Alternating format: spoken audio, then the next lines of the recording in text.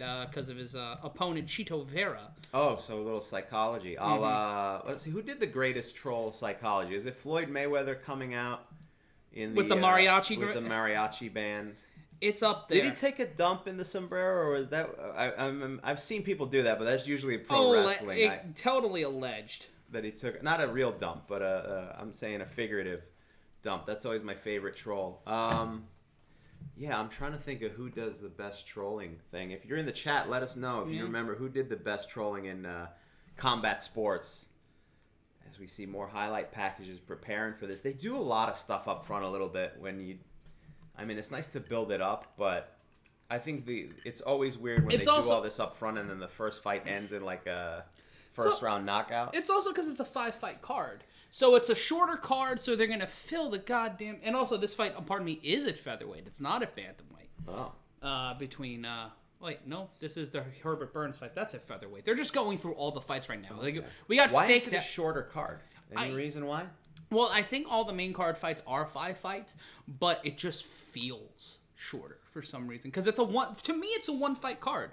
Tonight's card is definitely a 1-fight card. I would love to hear what people in the chat have to say. It's fun to say, see the Sugar Show.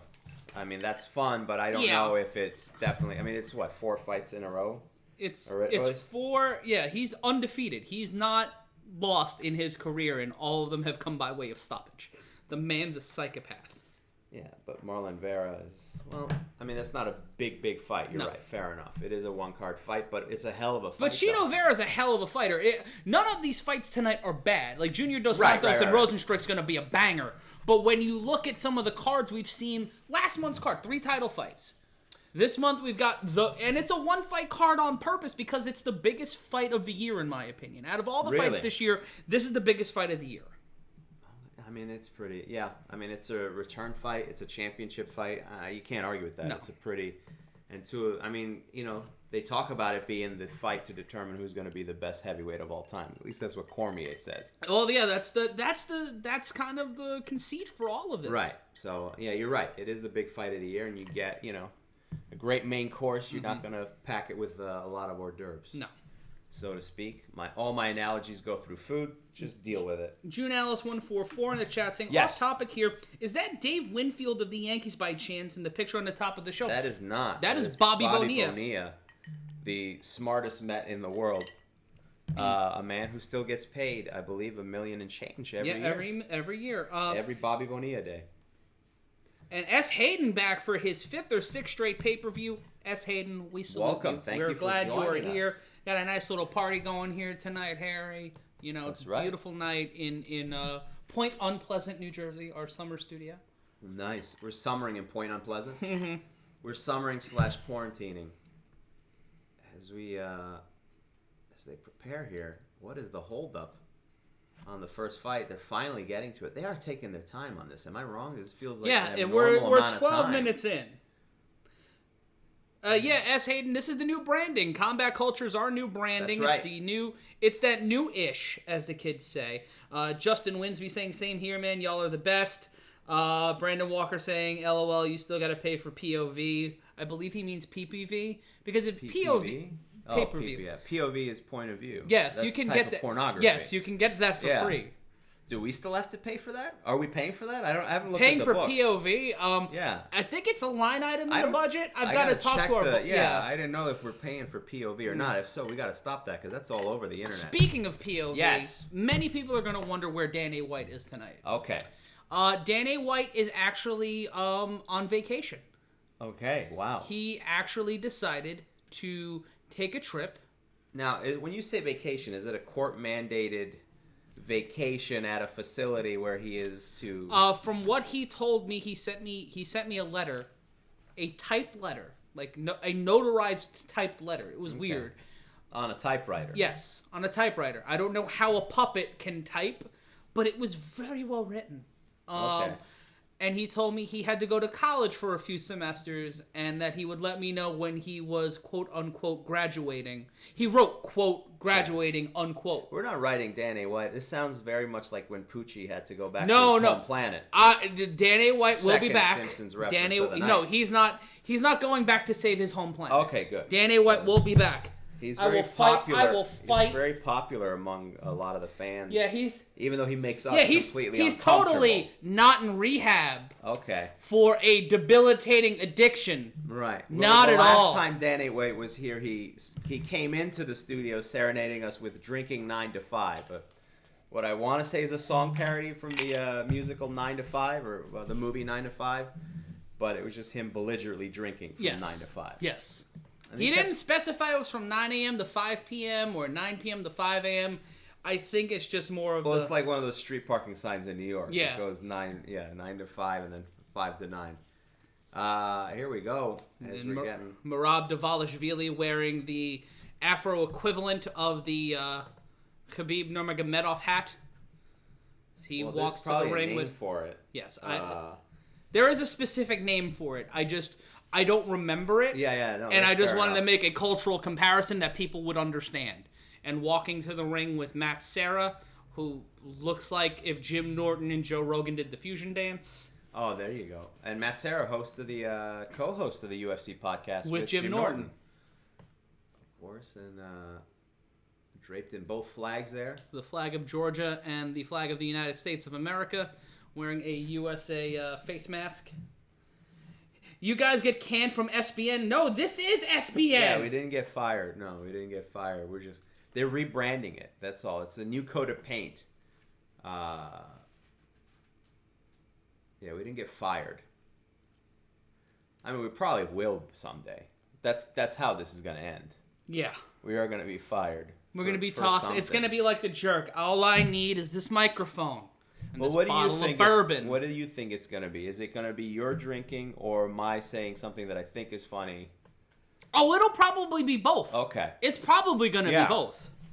Now is it Dan A. White doing something inappropriate? Let's say, Place your bets, folks. How do you think we're going to be fired from this show?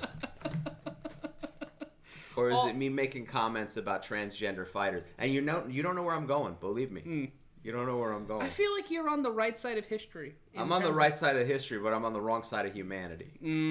But I'll leave my thoughts to myself because I've been told this is not about me. It's not. As I've been told several times by our producers. In all caps. In all caps. Shut up, stupid. Exclamation points and underlined 3 times, which is hard to do in a Gmail. To CM Lynch. Yes. Papaka is the name of the hat. I probably mispronounced it, but it's spelled Papa KHA. Okay. Yeah. Papaka. Well, let's take a look. Dvalishvili has won his last 4 fights inside the octagon, Harry, with his most recent coming against Gustavo Lopez back in June. Yes. He's got 8 wins by decision, 1 by submission, 2 by knockout. He's lost 3 times by decision, once by submission, and his last fight was inside the baby cage back in June. So Dvalishvili fighting for the second time in 2 months against a veteran in John Dodson, who's got the most knockdown, tied for 8th in most knockdowns in UFC history, 8th fastest knockout in Bantamweight division history at 37 seconds. He's lost 3 of his last 5, though. He got a TKO win over Nathaniel Wood at Rio Rancho earlier this year. Has lost in every step-up fight in his career against Mighty Mouse Demetrius Johnson, against current champion Peter Yan, Jimmy Rivera, among others. And all of his losses have come by way of decision. But he's got 10 wins by knockout, so he may be able to kind of light the lamp inside the baby cage just a little. Okay. Should be a good fight here. The baby cage, that's your nickname for the thing. Yeah, or is that baby not cage. The official? That's not the official name for this. No, not at all. By the way, did you see the thing? I mean, it was a while ago, but we haven't seen each other in a little bit. The Dana White purchasing the baby romper or whatever that John Oliver. Yes. Now let's take a look at the tail of the tape really quick. Dodson 35, Dvalishvili 29. 3-inch height advantage for Dvalishvili at 5'6", both walking in tonight at 136 pounds. Dvalishvili with a 2-inch reach advantage, 68 inches to 66 of Dodson. Oh, I could take these guys. 5'3", 5'6". You wouldn't make it out of the. What are you talking about? You wouldn't make it out of the house. I want to go up to him at a bar and go, "You don't look so tough," and then see what happens, and then try to impress my friends. Your friends? Alejandro Gonzalez in the chat, baby cage. Could you imagine a 15-pound class baby fighting ring? Imagine? What do you think we're doing when we're not on the air? Oh, I shouldn't be talking about that publicly. Yeah. You don't know what Fight Island 2 is going to bring, by the way. Yeah. So let's not, no spoilers. Stephen Carrasco. Dana got to get that money. The changing of label / rebranding was a little confusing, but thankfully you guys are back. Well, we're glad to be with you. We're here. With the same kind of banter. Glad to have found where you were hiding. We ain't hiding nowhere. We're not hiding anywhere. We're trying to. And also, check out, thanks to Steph in the chat, Combat Culture, a $500 risk-free bet, Harold, through our friends over at DraftKings. That's right, DraftKings is allowing you to get a risk-free bet. How does that work? You just click the link in the chat. Oh, there you go. You can sign up and get a $500 free bet. Yeah. All right. That's your opportunity. Steven Carasso asking what we're drinking tonight. I am drinking Bullet Bourbon and a Brooklyn East IPA. Harry is drinking water. I am also drinking water because it's August. Yeah. And also you got to cut down the booze a little bit.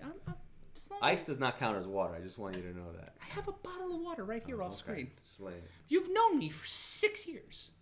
Not all of them good. They don't know. But we're getting ready here. Right. Dodson versus Dvalishvili.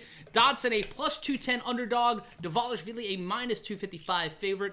If you're putting your money, put your money in Dvalishvili. He's going to eat this man like a sandwich, in my opinion. And here we go with the first fight of the night of UFC 252. Both men standing in the center of the cage. Dvalishvili in black shorts. Dodson in gray. Dodson controlling the center of the octagon. Spinning back fist by Dvalishvili to start this off, and he is letting those hands kind of loose, only throwing that back fist so far, but a lot of motion, kind of like Shane McMahon in the pocket here. Left jab, leading with that left jab, trying to find his range, Harry. Just about 30 seconds gone by in round number 1.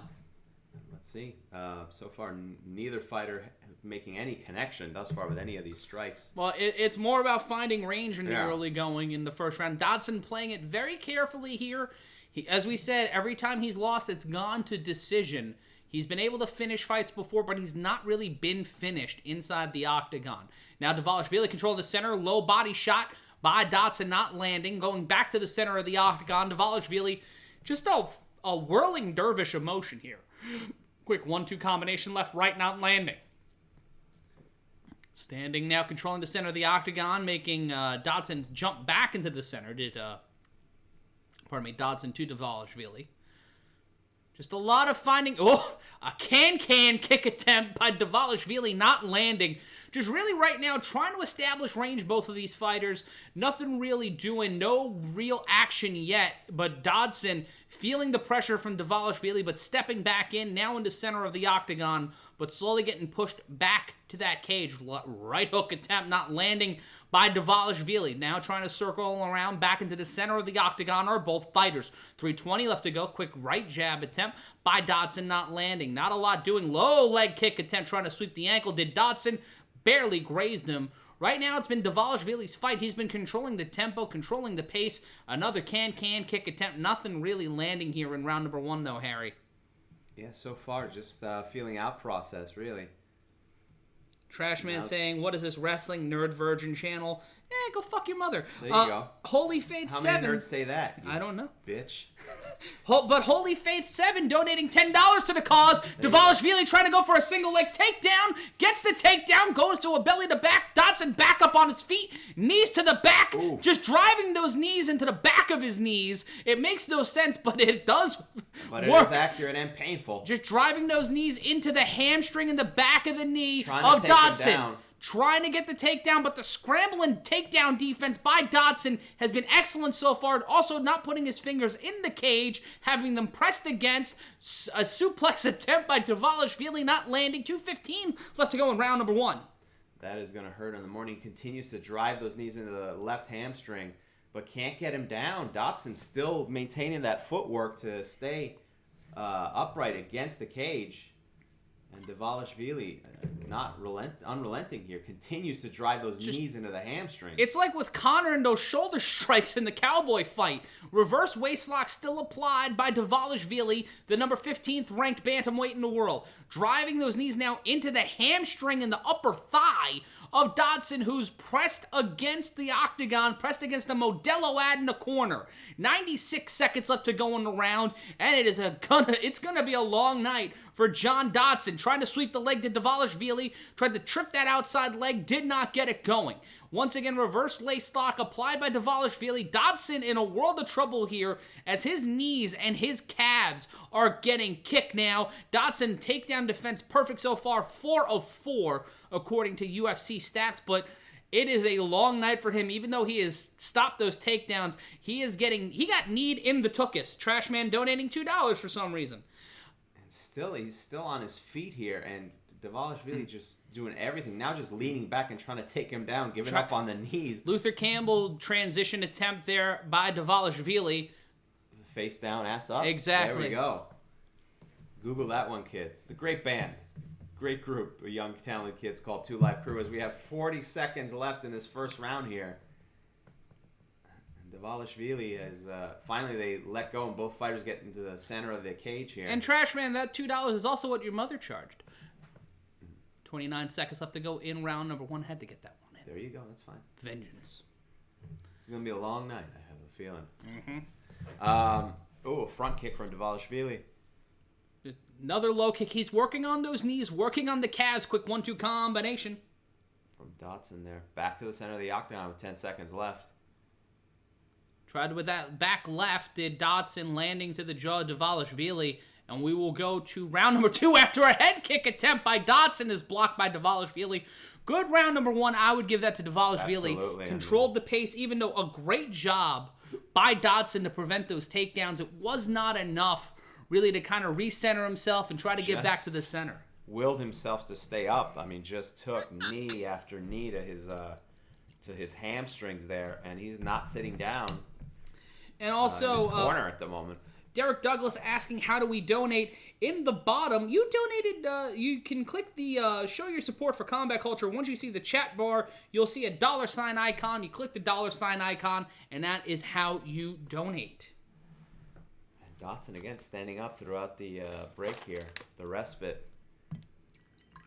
Telling him to put him more, his corner's telling him to put more angle off to the side. It's the last thing they tell him before the referee calls him back to the center of the cage. Kevin Nava saying Miami sound. The Miami sound? The Miami 2 Live Crew? Yeah. Just get some 808s. We're going to have that playing in the background. I prefer Get the Fuck Out. It's a great song. Fuck Martinez is up there. That's pretty good, but I mean, you need to know the backstory to really appreciate Fuck Martinez, the district attorney of Miami, I do believe. Yes. And he wrote a song about it. But we'll get to that after the round fight number as round 2 starts. Both men in the center of the octagon trying to find some rhythm and some rhyme. No, and Dvalishvili still trying to find his jab. He's still trying to find range here in round 2. Maybe just trying to set up something. Standing in the center of the octagon, still full of a lot of energy. A lot of movement, but not much connecting for right now. Not much being thrown either. Oh, he did a couple high steps. Yeah, Dvalishvili really doing some can kicking here tonight. But again, nothing landing at the moment. Both fighters still in the center of the cage. And if you want to watch along with us here tonight and want to mute the commentary, you can sign up for ESPN Plus by clicking the link in the description. Every dollar helps. If you single leg takedown attempt does not go, but a left by Dvalishvili getting Dodson against the octagon. Back to the center of the octagon here. Both fighters pacing back and forth here, working each other around. Ooh. Low kick attempt by Dodson. Dvalishvili getting that leg away. Quick 2 jab combination by Dvalishvili. Lead right by Dodson not land. Pardon me, left by Dodson not landing. Both of these guys here really trying to find range here. Dvalishvili, it's his fight to lose in my opinion. Dodson leading again with that left, trying to go for the body. Feigning a knee to Dvalishvili. Getting Dodson against the cage and another takedown attempt. And Dodson this time picked up like a baby at the fair. Hey, everybody, look at this baby, and then drop down. Dodson gets right back up, but smothered, covered, and punched in the face, and now Dodson in control, trying to go for the double underhooks, knee to the body by Dodson, and both of them back into the center of the octagon. A tremendous performance is just picking him up and dropping him, but Dodson got right back up. Shout out to Justin Cranford, always enjoys our commentary. Thank you, it's much appreciated. And both fighters back to the center of the cage. I mean, this round... Still with 2 minutes and 55 seconds left so far has been Dvalishvili's round. But Dodson's showing a lot of strength here. I could see a judge giving this round to Dodson right now 10-9 We could see this. It's going to be a weird... If this goes to decision, it's going to be a weird decision. 2 jabs by Dodson, and now he's kind of doing some leg swivels around to try to find motion. Thank God. Back fist by Dvalishvili into a right hook. And now going after Dodson again, trying to go for the takedown. Needed a body by Dodson. 2 knees landed by Dodson. Both fighters back to the center of the cage here. And he can just never fully get Dodson down for very long. Again, goes for another takedown. But Lands Dodson that left. stands against the cage. Now trying to scoop the leg, try to take the single. And still Dodson holding strong, planting his feet, spreading his legs wide. Shout out to David Wilkinson joining us here tonight. And again, just kind of Dodson holding on as Dvalishvili tries to take him down. Couple strikes to his head. Just landing lefts right to the head, and now going for another takedown attempt as Dvalishvili Picks him up again. It's the second time, and Dodson, for the second time, gets up from it, squeezes out. He finds it, but he's scoring points. Dvalishvili is scoring points. No doubt about it. It's I don't know if there's any frustration for Dvalishvili, but he's managed to take him down twice. That is progress. He didn't get him down the last round. And a leg kick by Dodson after a left hook attempt by Dvalishvili. Dvalishvili trying to score points here, looking like the more active fighter of the two. So he could probably take this round 10-9, even though he has gotten 2 takedowns. I would give him trying the to round shoot a so far, yeah. Another 2 takedown attempts by Dvalishvili missed, and another can attempt by Dvalishvili. Dodson with great takedown defense here tonight, but has been taken down twice and has been lit up a little bit by Dvalishvili in the clinch. Trashman donating $2 saying these 2 guys kiss deeply. It was only once, and it wasn't really that good. Yeah, and it wasn't for the broadcast either, which I think we made a huge mistake with. To the center, both fighters. Oh, a couple of jabs from Dodson. Dodson looking like the bantamweight version of Daniel Cormier in terms of his body type. He's very stocky for a bantamweight. And now, but he does move quick. Oh, he's get quick out off of those the jab. takedowns very quickly. Great takedowns. Great takedown defense, pardon me. Dvalishvili going for it, but... Oh, Dodson with a quick combination. Dvalishvili trying to go for a takedown again. Quick scramble, left-right combination, and they're back to the center. Body, and there's another takedown by Dvalishvili, getting Dodson against the octagon, and that will be end of round number 2. It picked up there at the end, Harry. This one a little closer than round number 1. I'd still give it to Dvalishvili. Yeah, 10-9. It'd be a 10-9 for me. Fair enough here, and neither fighter choosing to sit on the stool. I always find that fascinating. It's a pride thing. Anytime I'm offered a chance to sit down, I sit down. That's why we just talk about the fighting instead of doing it. Oh, his nose is that before the fight here? I don't know. His nose is looks to be pressed in a little bit. No he bleeding, looks like though. the kid from Bronx Tale. Oh, yeah. But when he was on The Sopranos. Cologito. Yes, but he looks like when he was on The Sopranos. Oh, okay. And here we see some highlights here. A spinning back fist from Dvalishvili. And then lands another punch. And then here he is picking up Dodson. That's how I pick up my dog when I want to take her out of her playpen. It's like, come on, Olive, let's go outside. And she probably heard that from across the house. I was like, what? And then you drop her like that, too? That's rough. Well, of course not. Jeffrey Burton, as a quarantine senior, I greatly appreciate the commentary. We all can't afford pay-per-view. Well, Jeffrey, we're glad to bring it to you. It's round number 3, and for some reason, the John Pinette filter is on our television. And quick, it was like Vaseline on the lens for some reason. A very intense handshake for round 3 here by both fighters. Kevin Nava saying Harry with the uncut gem sunglasses. Oh, thank you. Still haven't seen it. I gotta see it. Waiting for the right mood. I hear you have to be in the right mood to watch that. I've heard it's like an anxiety attack. Yeah. Low kick combination by Dodson. I saw their other movie. It was that. So here we go. Dodson. A front kick from Dvalishvili. Dolly McGregor saying we should visit Austin and do some comedy. I'd love to go down to Austin. Just for the barbecue. When all this settles down. Trashman donating another $2 and saying, never seen a red feathered bowl cut before. It's not a feathered bowl cut. It's just quarantine hair. Yeah, it's fluffy. It's not a bowl cut. No, it's just volume. Left, speaking of volume, a volume of punches by Dvalishvili, landing a quick left-right combination. Dodson leading up with one. Dodson more aggressive here in round number 3. He better be, because he needs to finish Dvalishvili to win this fight, in my opinion. I don't think you could get... Oh! A huge punch landed by Dvalishvili, but Dodson manages to move. A front kick attempt. A lot of crazy energy from Dvalishvili. He's just... Well, he trains on Long Island. In his corner tonight is Ray Longo, Matt Serra, and Aljamain Sterling, who is one of the best fighters in the UFC. And it's Long Island energy. It's Dizzy Lizards at 2 a.m. energy. It's just frenetic, shaking, and weirdly wanting to go to Arby's. He was front kicking like David Lee Roth, but again, picks up Dodson, holds him up. That's that 3-inch height advantage. Like, he's just picking him up. But the weird part is Dodson just kind of stays there waiting for him to move. Dodson never tries to escape being thrown down. Maybe he likes upsies. I won't shame a man for liking upsies. At that point, he held him up for a good 3 or 4 seconds before deciding what to do. But again, Dodson manages to shake it off, get up, and both fighters back to the center of the octagon. S. Hayden saying my hair is majestic. Thank you. Nelson Roberts, thank you for your compliment. Much appreciated. And Dodson circling and dancing again. This has been basically a kickboxing match with a myriad of takedowns so far tonight. And this is our first fight. Another takedown attempt stuffed by Dodson, trying to go low, but did Dvalishvili. But Dodson catching him right under that right armpit. And just going, no, just not doing that.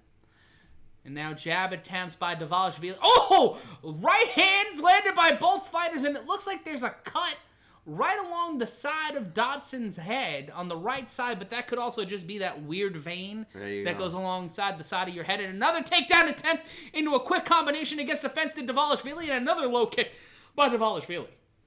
Both fighters back to the center of the octagon again. Dvalishvili trying to land something. Dodson just moving around a little bit. Not much happened here with 1 minute and 40 seconds. Again, Dodson needs to do something aggressive to win this fight. And Trashman donating another $2, saying the sexual tension between us is unmatched. Well, stay tuned for Sweeps Week. We'll let that pay off, baby. And then a right hand by Dvalishvili, but Dodson coming right back with 2 shots to the head. Dodson looked at the ref for a second. I don't know what that was. Another quick left jab by Dvalishvili. Takedown attempt blocked by Dodson. Dvalishvili has thrown more takedown attempts tonight than I think he's thrown head kicks. Still bouncing around, man. Still has the energy that most fighters don't have at this point. And he's used a lot of energy. I mean, just trying to take Dodson down.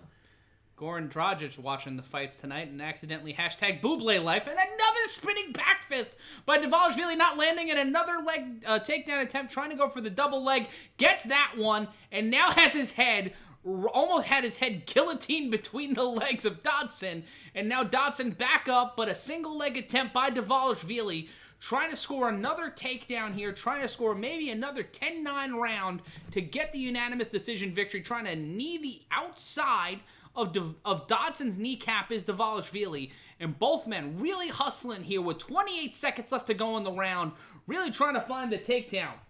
And Dvalishvili's, again, been rather unsuccessful with the takedown. Actually, I mean, he's dropped them 3 times, but again, every time he takes him down, Dodson gets up. 15 seconds left here, and I think he's just trying to flip him over into a bear hug and then just hammer fisting the quads. But again, he doesn't need to finish this fight. He's already winning on points as far as I'm concerned. Dodson really didn't try to go for a finish here, and that'll be the end of this one. We will go to the scorecards. A hug from both fighters, and Dvalishvili going full-blown championship celebration. Dodson feeling like he won that one, but I think Dvalishvili knows what we all know. He got the win here tonight.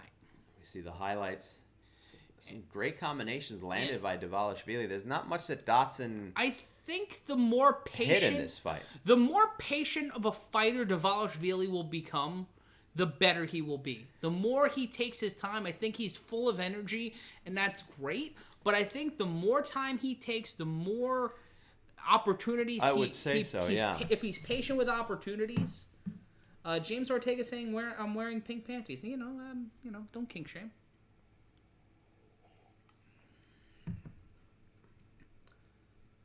But Harry, Dvalishvili with a great showing here tonight. But Dodson, you can't take anything away from him. He had a really good showing here tonight, but it wasn't enough, in my opinion, to get past Dvalishvili. And Bruce Buffer wearing only your grandmother's nicest wallpaper. Bruce Buffer looking fantastic as usual.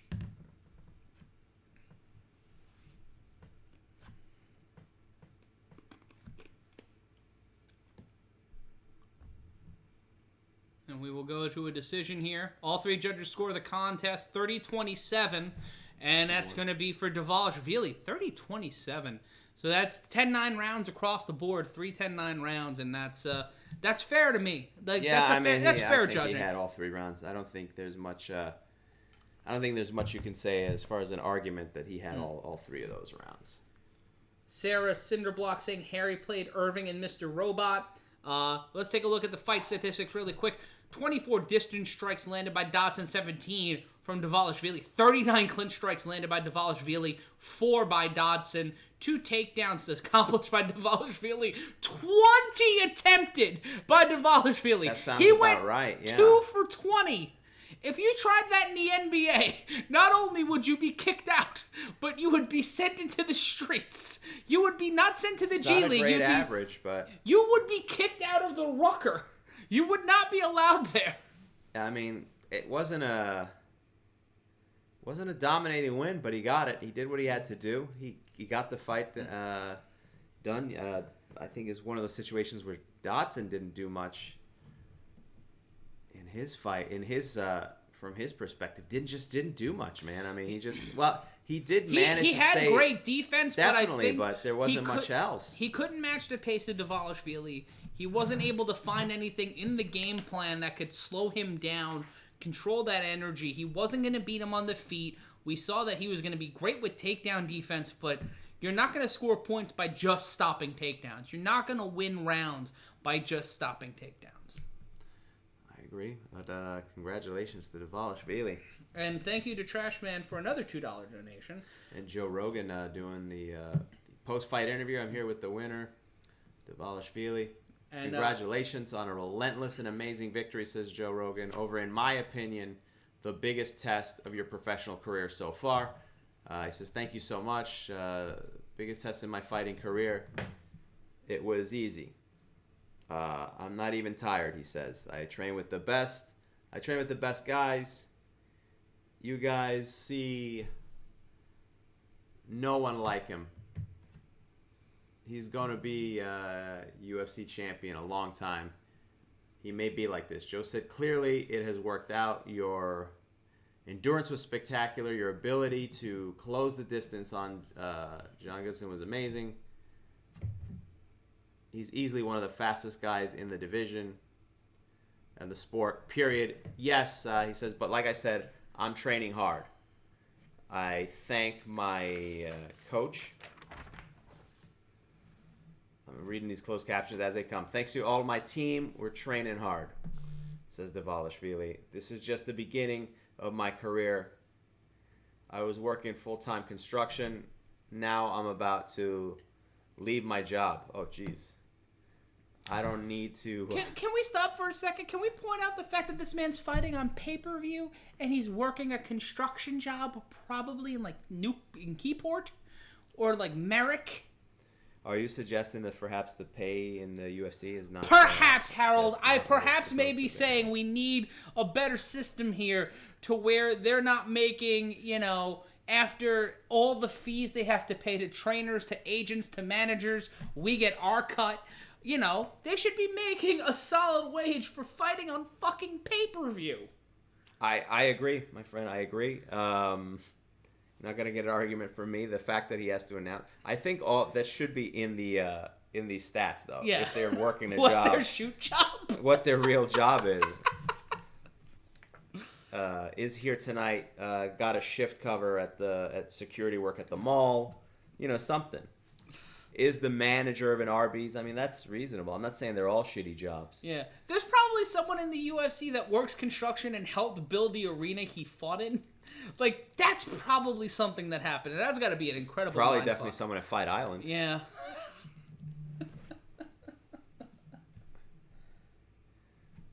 these weird old WWF style post-fight interviews they have to do because the fighters have to be the social distancing. Yeah.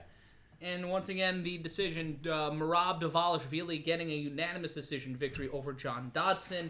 And coming up next, Harry, we are going to the featherweight division as Herbert Burns goes up against Daniel Pineda. We're seeing Burns and Pineda get ready. Pineda tied for third in most submissions in UFC featherweight history with 3. He's returning to the UFC. We'll break that down in just a minute after a tour of duty in the Professional Fighters League. Our friends over in the PFL. Yes, the Professional Fighters League, doing some great stuff over there. I've been to a couple of their fights live this year. Yeah. That was a great experience. Well, last year. Oh, last year. Yes. Yeah, you're right. It's oh my God, time flies. It's August 2020. Oh my God.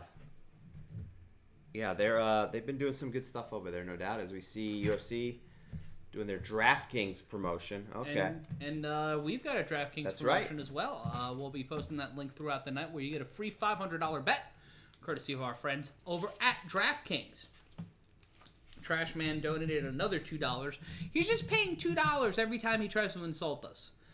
I mean, it's a good way to spread it out because we read them, right? We see them. Yeah, he's smart. He's diversifying his insults. But it's don't put all your insults on one thing. You know what? I'm finally getting paid for being insulted. Like that's the goal. That's the goal for a fat kid.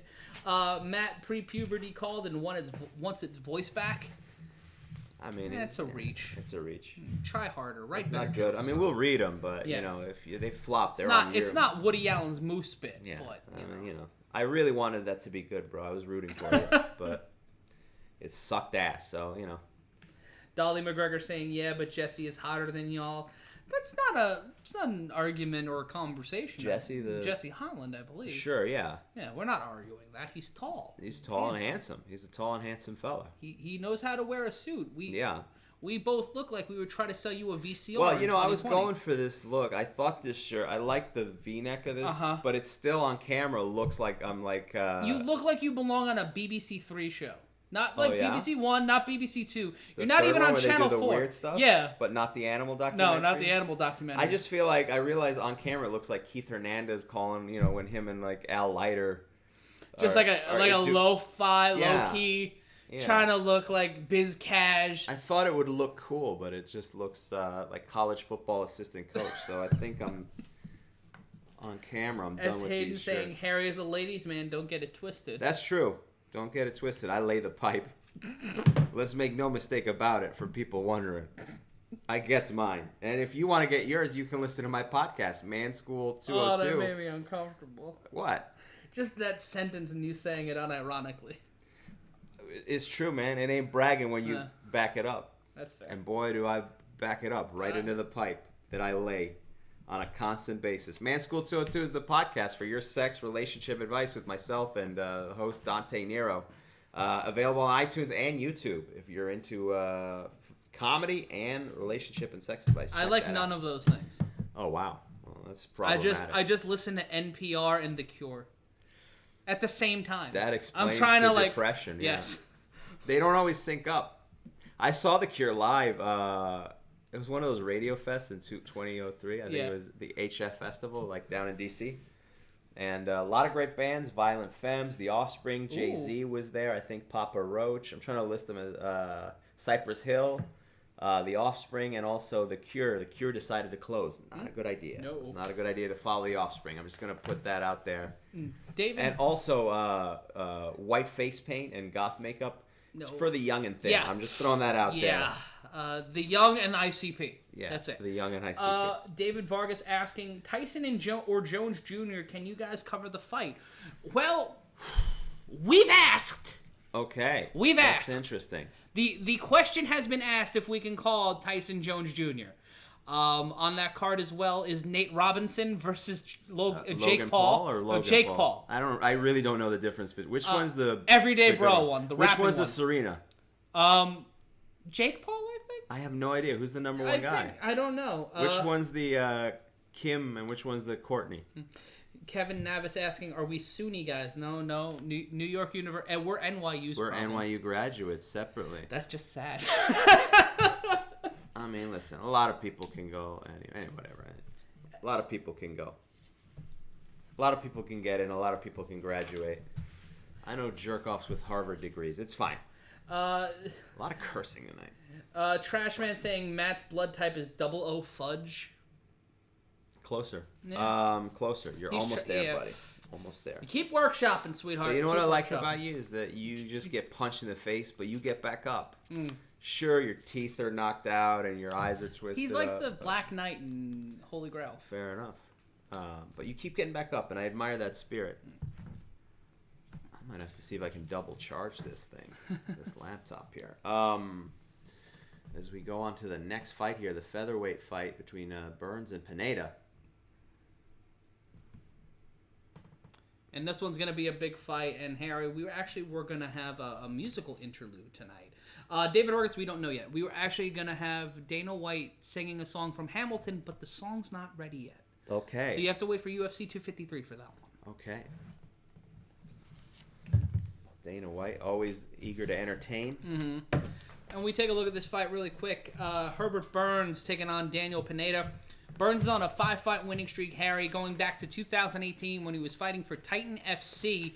Both of his UFC wins have come by submission and TKO, one of which was at UFC 250 inside the baby cage at the Apex. That was his last fight in the UFC. This is his second fight in 2 months.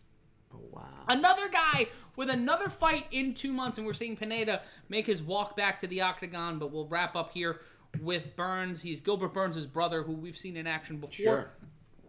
8 wins by submission, 1 by knockout/TKO, and 2 submissions in his pro career.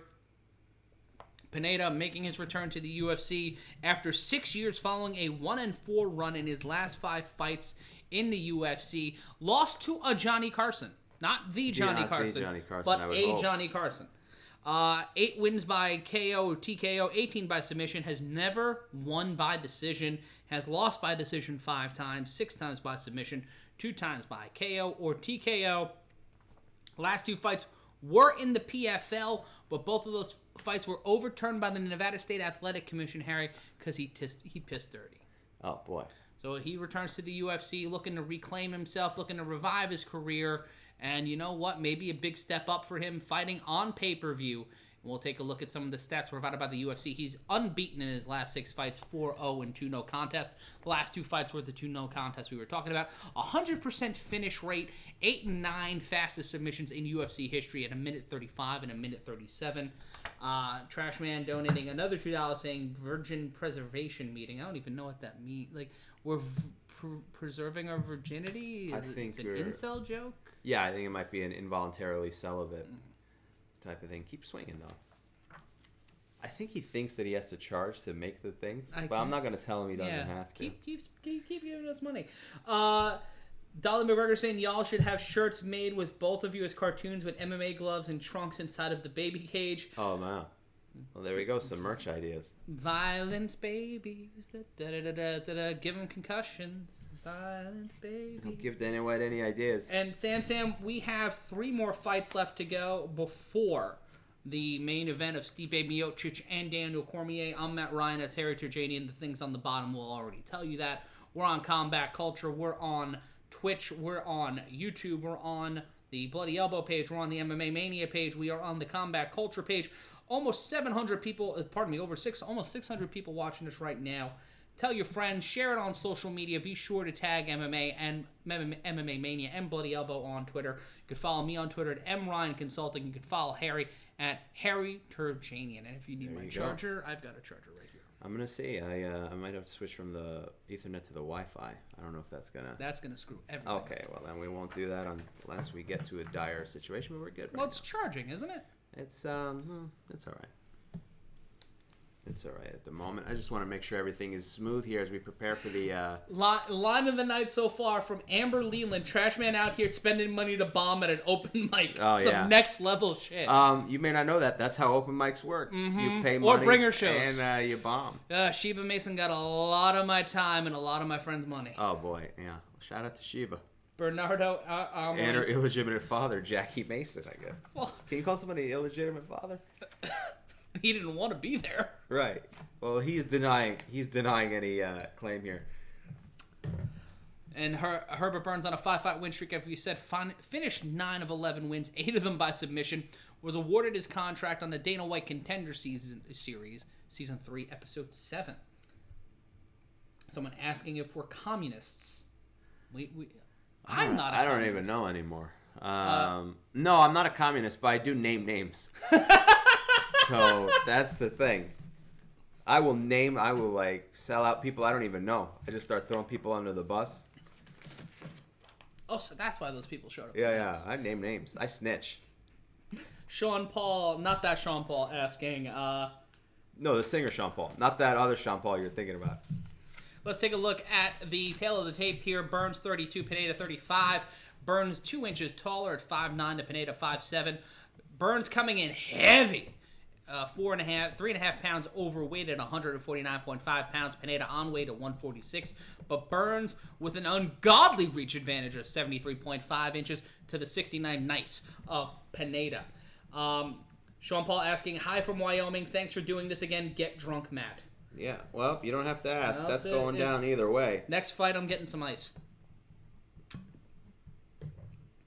Dolly McGregor saying, just give me the light. There you go. Bobby Was that in reference to Sean Paul or the bombing that Trash Can is doing? Just give me the light so I get off the stage.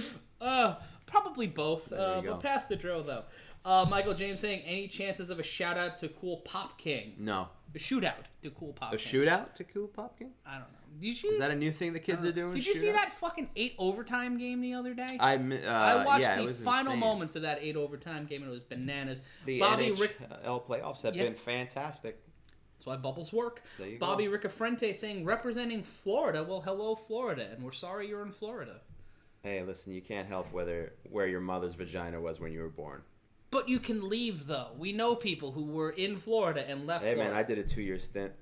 Trash man saying, donating another $2 saying, I'd get drunk if I couldn't get laid. I'd get drunk too if I couldn't get laid. Is he saying that? I see. He's implying that I do not have. I don't have coitus. You drink because you don't get laid. Yes, here we go. Those things are just mutually exclusive. Yes.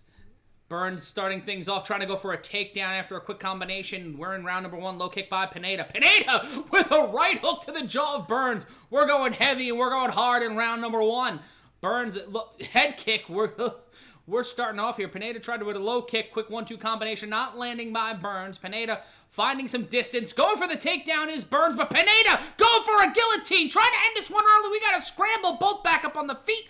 Burns with a reverse waist lock and eating an elbow to the jaw. Trying to take Pineda down again. Trying to grapevine the right leg of Pineda. And now Pineda in control, knee to the body. Pineda is busted open on his left eyebrow. Knee to the body by Burns. Pineda takes down Burns, but Burns trying to go for the guillotine here. Trying to get in control is Pineda, who has top position. Burns trying to grapevine around the body of Pineda.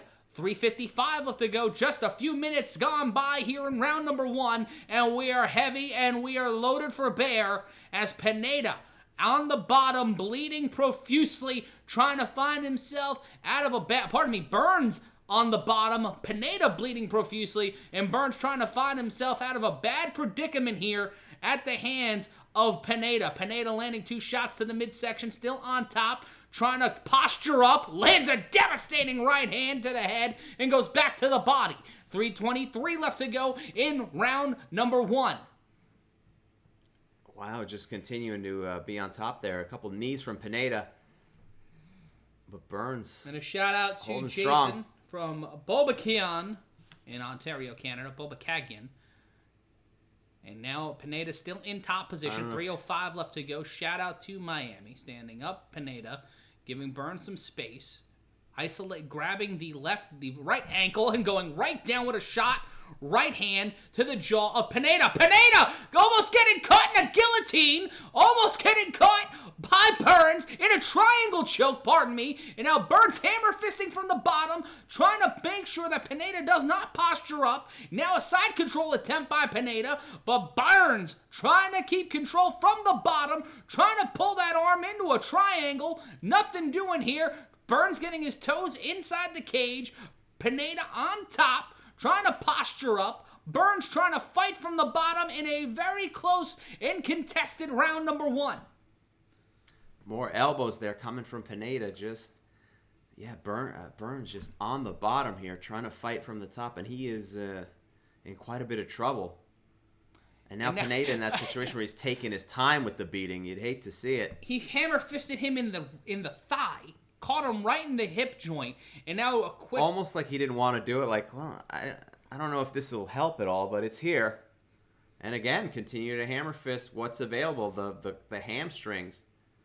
And Pineda still in top position here. Burns fighting from the bottom. Posturing up is Pineda. Quick right hand, now a hammer fist attempt. And now Pineda trying to finish the fight. Trying to knock Burns out. But Burns continuing the fight. Continuing to try here.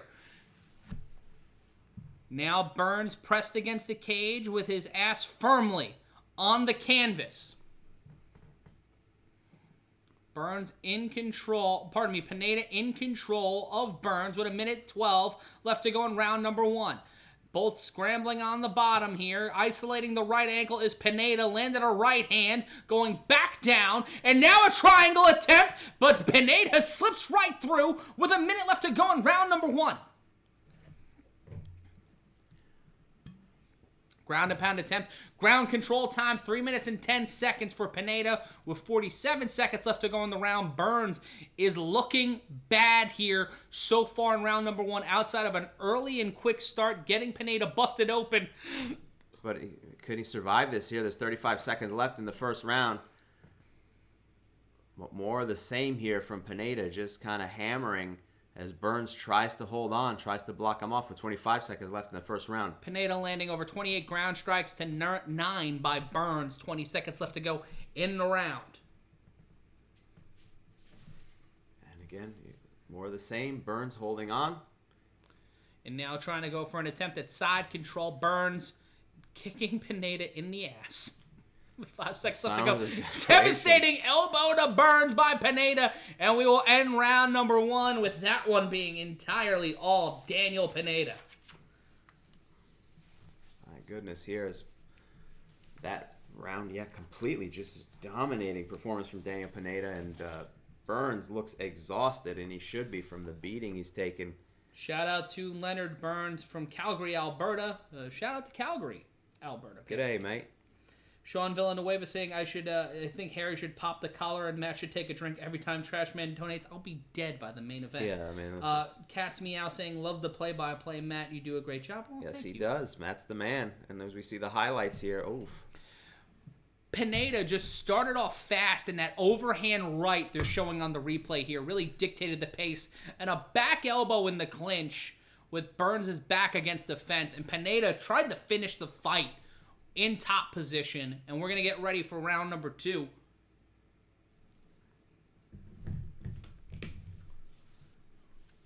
Everybody's clear from the octagon. The referee making sure everything is done. Lifting Oki. Shout out to Oklahoma. And thank you, JH, for the compliment. Left hand by Burns as we start round number 2. Trying to lead with those straight lefts. Low kick to the thigh by Burns to Pineda. Burns a little more aggressive here. Right hand into the takedown attempt, and now Burns with the takedown. Looking to set the pace and set the pressure in round number 2. Jordan Patu on Twitter saying this is a possible 10-8 round. Kevin Ioli from Yahoo saying that was a 10-9 round. Harry, I'd give that 10-8. Yeah. 10-8. And Pineda, that wound from the left eyebrow wide open again, and Burns from top position. Now it's got the back of Pineda. Now trying to backpack him. Trying to look like that flossing kid that was on the internet for 5 minutes. Gets Pineda back down, and now Pineda elbowing the thigh of Herbert Burns. No relation to Frank. Burns having a hold of his left arm, but Pineda's right arm is free to continue elbowing the quadriceps. May try to go for a modified Kimura as Herbert Burns just continues to bionic elbow the thigh of Herbert Burns. And Dolly McGregor saying, love you, Harry. Thank you. Matt's not the only one with talent. Thank you very much. It's appreciated. We're a good team here. We're very happy to be here with you tonight for UFC 252. Well, I'm just happy to still have a job. That's true. And now Burns trying to take the back of Pineda. Pineda on the ground after controlling. Pineda's the one who looks exhausted on the ground. Well, he probably expended a lot of energy. Blew himself up, just elbowing. Punched him. I mean, a reverse punching a man in the rope-a-dope. hip. And now Pineda's back on the canvas, pressed his side against the octagon. Burns in a modified side control, trying to get top position. Pineda punching from the bottom. Burns punching the ribs of Pineda. Just about 2 minutes gone by in round number 1. Round number 2. Repeated hammer fist to the back of the head here. Burns just trying to squeeze him down. Oh, a shoulder. A shoulder strike to the jaw by Burns. And Pineda punching right to the head. Just trying to get Burns off him with 2:39 left to go in round number 2. And be sure to donate. Trying to slips out, and he kind of does, but Burns grabs him yet again. And Pineda gets a variation of a judo toss, and now had a pseudo headlock, but gives up the back. Burns trying to go for the choke, trying to go for the submission. Pineda finesses his way out of it, but Burns trying to muscle him down. Now Pineda back in top position, going to side control, and landing some right hands. A lot of hammer fists from Pineda on Burns. But Burns just eating them like the sandwich I had for lunch, and now trying to maintain control with 2 minutes left to go in the round. Burns was controlling the pace for the first few minutes, but Pineda has turned the tide here and may try to steal this round or just finish the fight. Well, right now I'd give it to Pineda, but there's still 1 minute and 52 seconds left here. A real back and forth round here so far with Pineda on top, but Burns grabbing him from the bottom, trying to put him in a headlock, eating a couple hammer fists for his trouble, for sure. And now Pineda pressing down his right leg on the left arm of Burns, trying to keep him in place. Variation of a crucifix, and Burns' toes in the cage, referee pulling him out. Burns trying to find an advantage there, and now submission attempt maybe by Pineda. Pineda having Burns on the ground in somewhat of a lateral press, and Burns trying to push off the cage, try to roll into transition. Side control still controlled by Pineda.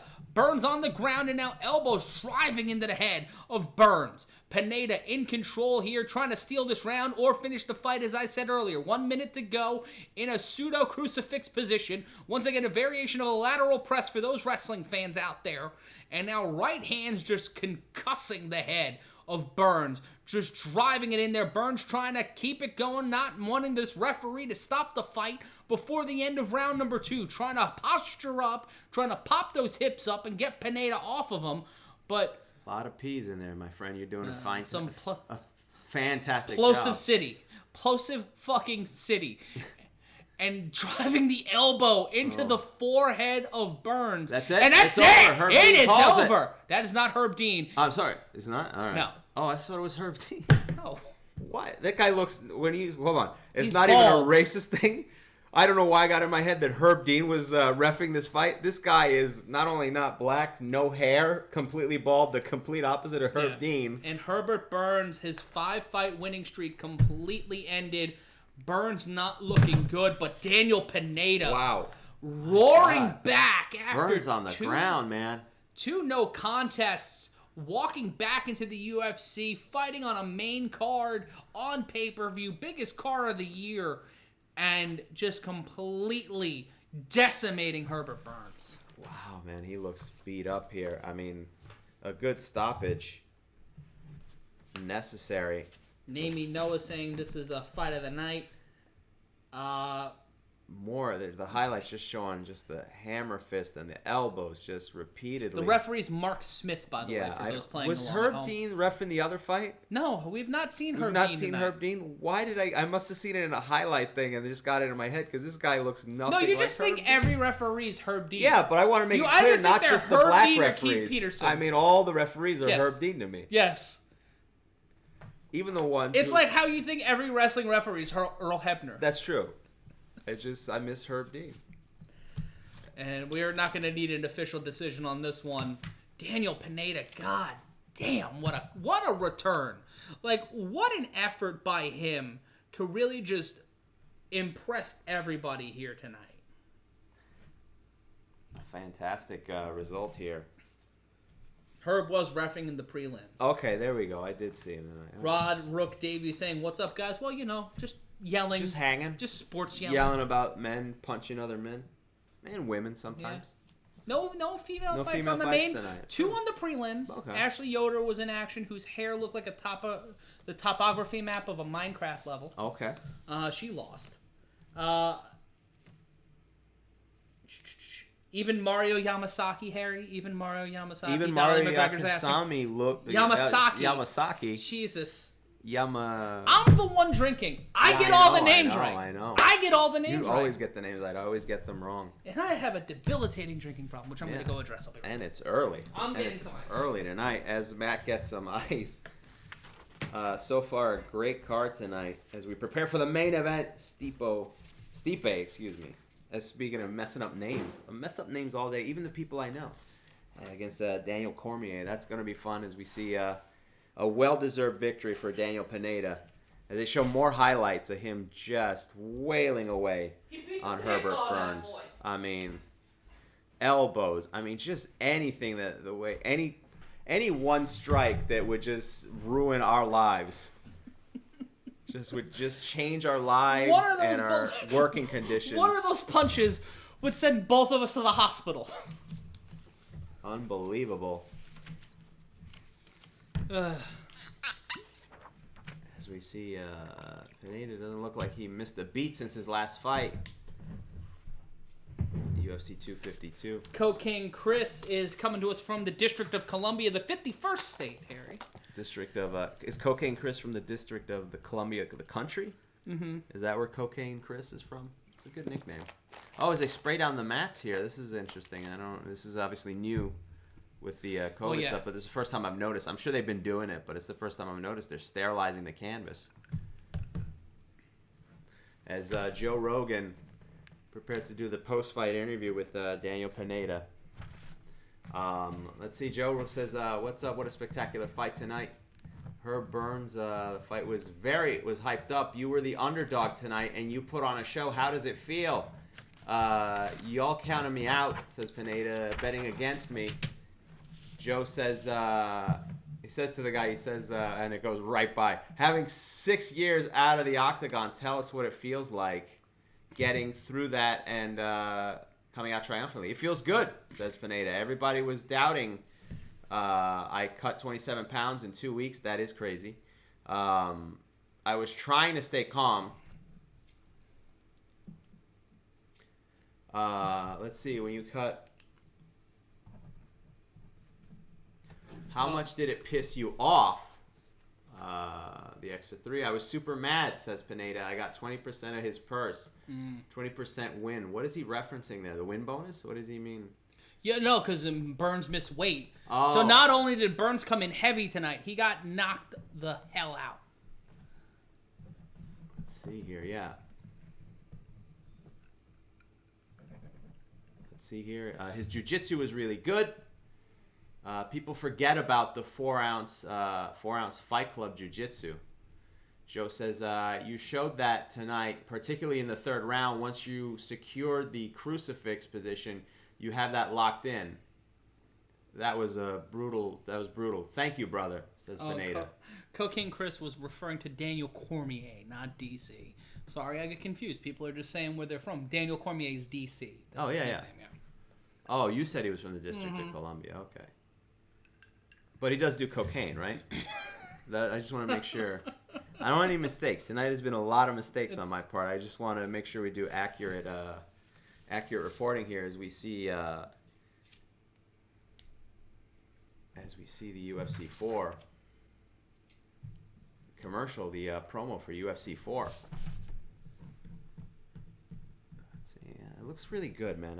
Did you pick that one up yet, or no? I got it. Actually, we're gonna have a video come out in the next few days. Steph and I played that the other day, and it's actually very fun. I've been playing the career mode yesterday. I played the career mode yesterday, and it's actually really fun. Let's see here as they take a look what are they promoting? They're coming back on August 22nd with a fight night card headlined by Frankie Edgar and Pedro Munoz. That will be on ESPN Plus and ESPN. We will be not broadcasting that fight. We're pay-per-views only. Yeah. We have standards here. We can't do them all. We can't do all 4,776 fights that the UFC is going to do for the rest of the year.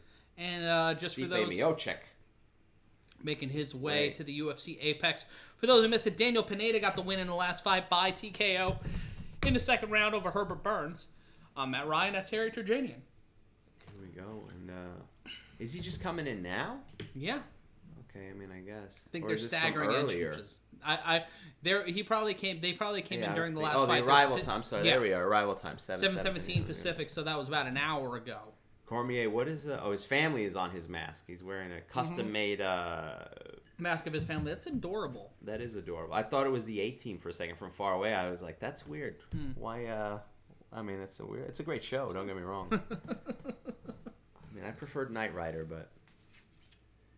And the UFC heavyweight rankings, Daniel Cormier, the #1 contender. And here's an interesting stat brought by Co-King Chris and Jaden McKinney.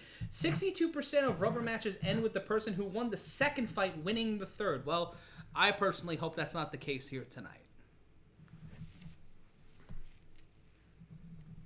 Let's see here. I mean, I hope so too. As we look at the rankings, Francis Ngannou, #2. Curtis Blades, #3. Derek Lewis, #4. Junior Dos Santos, and Rosenstrike. And you know finishing it out. Harry, this is a good question by S. Whitman. Any thoughts on Paige Van Zandt turning down a Bellator deal to go sign with BKFC? Now, I've heard the deal is a 7-figure deal. It's $1 million plus deal, which is great for her. I don't know how BKFC got the money. We were at the low ball. Mortgage your house one time or mortgage your house twice, but they got the money to do it. I don't know. We were at the low ball of Malinaji press conference at a Dave & Buster's. Where people got spit on. Neither of us got spit on. We didn't get spit on. Luckily, also the appetizers, the apps that they had for the food, didn't get spit on either. No. We had our weight in food that day. And it's the only Dave & Buster's, I think, on the island of Manhattan. Yeah, I think there's just the one. I don't think it's the best Dave & Buster's, but that's neither here nor there. I think we're getting lost in the weeds. Yeah. But it's good on her for making a 7-figure deal. You know, make your money. I'm never going to say not make your money.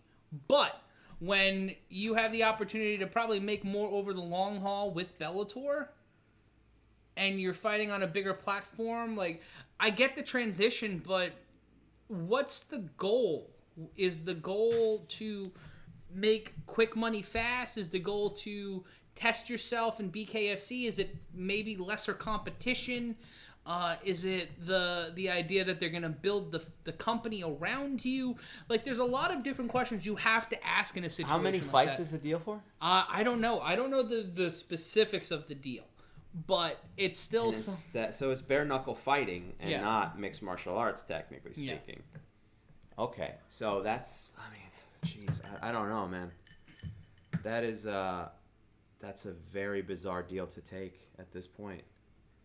You know, I don't know,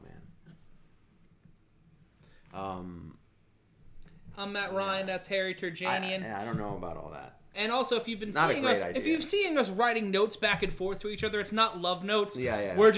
We're dealing with technology and making sure we're staying on the air for you guys. Make sure, yeah. And we have enough battery life to keep us through the rest of the night. So we should be good to go. And we'll see. We'll make sure we'll do whatever we can to stay on the air, guys. Cat's meow saying she wants to get massive scar tissue on her face. Oh, she's not enough. Yeah, not enough. Yeah, some of those post-fight pics are brutal to look at from the bare knuckles. You're like, oh, that's why people don't do that. Yes. I think she should have signed with the Rochambeau. But that's me personally. Very exciting stuff over there. Doing great stuff for the Rochambeau. Poag saying, did y'all do the last pay-per-view? We do every pay-per-view. We have been doing the last several UFC pay-per-views for 11 since Khabib Poirier. Oh, yeah. And our first one was the Bellator 223, 225? It was a Bellator. Oh, that was the first one. And we were literally on our couch doing this, so... Now Number one, George. We've moved up in the world. We got a table. Yeah, we've got a table. We've got a backdrop. We've got photos of friends and Bobby Bonilla, Mayor McCheese, Chubby, the greatest dog to ever walk the planet. There you go. Top 5 dog. I say Top 5. all time. Oh, without a doubt. No doubt. No doubt. Hall of Fame. First ballot Hall of Fame dog for sure here. Dolly McGregor, you're just a sweetie saying we're always this good. Thank you very much. Much appreciated as we see. Jairzinho Rosenstruik, who was named after a soccer player. Really? Yes. Okay. Famous Jairzinho. He's 10-1. His last fight was his only loss to Francis Ngannou at UFC Jacksonville during the UFC's Jacksonville residency. The only people who probably have had a residency in Jacksonville are the UFC, AEW, and a Jimmy Buffett cover band. Oh, wow. What's the name of the Cheeseburger in Paradise or whatever? No, wait, is that Jimmy Buffett? Yeah, it is. What would the name be? Margaritaville? It's yeah, gotta be Margarita in Paradise. They just Margarita in combined the two Paradise. best songs. Great restaurant, but not a fan of the music. Remember we got thrown out of Miami Heat game? Remember that? Oh, yeah, he Buffett did. Got tossed out Because of he was trying to fight somebody. Yeah. Rosenstruik, the second fastest finish in UFC heavyweight history at 9 seconds. Latest finish in UFC heavyweight history at 4:56 of round 5. That was at UFC DC. That's gotta against I can't remember Alistair Overeem, and he's the first native Suriname fighter in UFC history. He's knocked out Overeem and former UFC heavyweight champion Andrei Arlovsky, and he's knocked out all but one of his opponents in his career. He was named after a soccer star, as I said, and we last saw him against Francis Ngannou, who's more than likely the next man to challenge for the UFC heavyweight title, unless everybody just says, fuck it, and we're going to put John Jones in there, which is definitely possible. And It would be interesting to see. Cat's Meow saw him in Dallas in 1987, Jimmy Buffett. Oh, Jimmy Buffett. I've been to a Further show, which is like the Grateful Dead. Further? Grateful Dead, but without Jerry Garcia. It's all the living members. The Dead? They were Further. They were the Dead. They were Dead and Company. I went with my mom and got high off secondhand smoke. Oh, boy. It was like 8 years ago. I also saw Bob Seger at the Barclays Center. Yeah, how was that? It was cool. Joe Walsh was there, but the acoustics suck. And here was comes Joe Walsh actually playing, or you mean Joe Walsh was just hanging around? No, Joe Walsh played, and here comes Junior Dos Santos and his must stand 50 yards away from a school mustache. Yeah, everyone going. What is with the? You know I what? think It's the my COVID, fault. bro. It's my fault because I got the. Remember when I had the mustache like 5 months ago?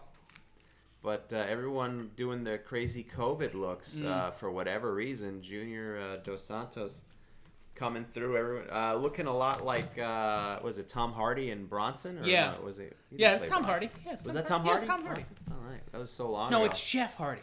boy. Let's go to the chat really quick. SSGTR saying first time here. This is great for us tight asses who can't afford the pay-per-view. Junior Dos Santos, a former UFC heavyweight champion, tied for second most knockouts in UFC history with 10, tied for third most wins in UFC history with 15. He's lost his last two fights against Francis Ngannou and Curtis Blades, both by TKO. He was those are top tier opponents. So. They have lost to common opponents. 1-3 before that. His biggest win coming against Derek Lewis in that stretch, who won last week in a dominating performance against Alexei Olenek, and is, as we said, a former UFC heavyweight champion. Looking in good shape, man. And looking very calm and poised as he enters the octagon. And also, this would be a fight night main event. Like, this is the interesting thing about this card. Why are they wiping the... Oh, it's just to get their feet, make sure their feet are nice and soft to kick people in the face. Oh, okay, that's why they drop the water on the feet. Okay. Or it's some sort of weird fighter thing that we don't know about. And let's see. Let's take a look at the tail of the tape, Matt. Junior Dos Santos 36 to Rosenstruik 32, both standing at 6'4". Rosenstruik with a 16-pound weight advantage, 238 pounds to 254, and Rosenstruik has a 1-inch reach advantage, 78 inches to 77 of Junior Dos Santos, and now the Walter Mercado of the Ultimate Fighting Championship, Bruce Buffer, making the introductions. He's starting to look like Walter Mercado a little bit. Not that bad. Walter Mercado's pretty rough, man. Have you seen the documentary I have yet? not. I'm waiting to watch that with my mom. I need to watch that documentary. As someone who grew up in Brooklyn. With Walter. Yeah, with being the only Caucasian kid. Who knew who Walter Mercado was. It's a frightening thing every time you have to explain to somebody who Walter Mercado is. You know, but watch the Netflix documentary. For years, I was watching Walter Mercado. It would be on in the bodega across the street from my house every night when I went to the store, and I swear to God, he was a woman.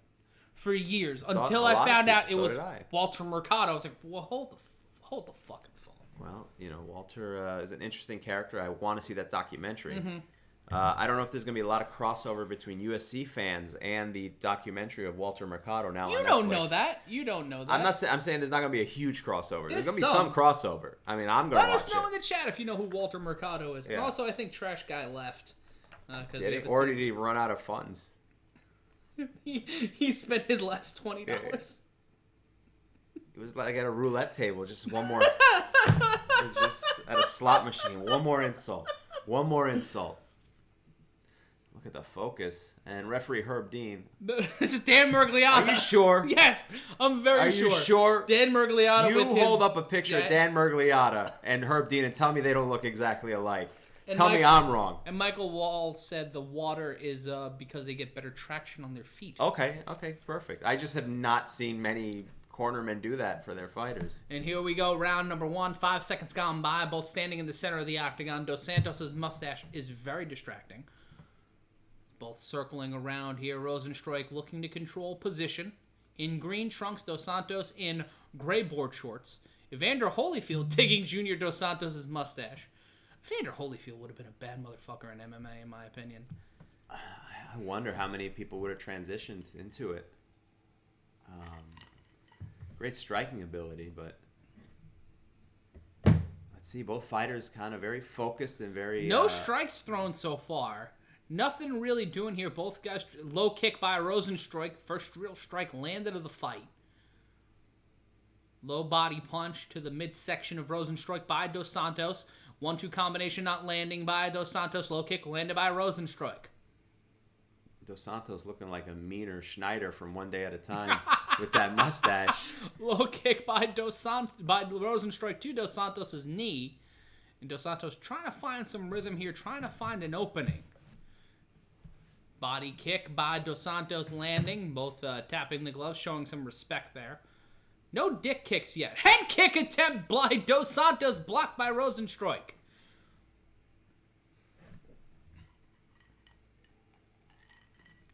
Another low kick by Dos Santos. 3:30 left to go. Just over 90 seconds gone by in round number 1. I'm Matt Ryan. That's Harry Terjanian. The gimmick on the bottom says that. Follow us on Twitter and follow our admin tonight, the person running the chat and making sure we don't sound that stupid, Stephanie Sotilli, on Twitter at Steph Sotilli.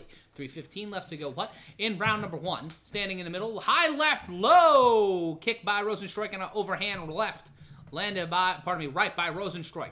Feigning the right again, low kick by Rosenstruik. Dos Santos checking his cup, trying to act like he got hit in the ding-dong. He did not. Standing in the center of the octagon. Rosenstruik controlling the center. He's been controlling the pace of this fight so far. Kind of dictating what Dos Santos does. Dos Santos really trying to figure out the bigger fighter. Overhand right missed by Dos Santos. Quick 1-2 combination by Rosenstruik not landing. Overhand punch and a low kick not landing. Quick left jab landed by Dos Santos. Low kick landed by Rosenstruik. A lot of dancing and a lot of prancing here so far in the early goings of our third fight of the evening at UFC 252. Low kick landed by Dos Santos. 2:22 left to go in round number 1. Standing in the center. Body punch landed by Dos Santos. Straight left to the left abdomen of Rosenstruik. And again, both fighters just pacing each other here. A lot of respect for each other's striking ability because they're just kind of, both fighters being very careful here. A couple feigned punches, but nothing major here with 1 minute and 55 seconds. Low kick by Rosenstruik. 1:50 left to go in the round. Trying to find some openings here, either fighter, and really trying to find... If this was a 5-round fight, I feel like the pace would be very different. Low kick by Dos Santos, both standing in the center. This is, for heavyweights, this is a great fight so far. Because we've seen some heavyweight fights across MMA where it can be the drizzling shits. Well, it's very measured so far by both fighters. No one's going buck wild yet, and I think that's kind of on purpose.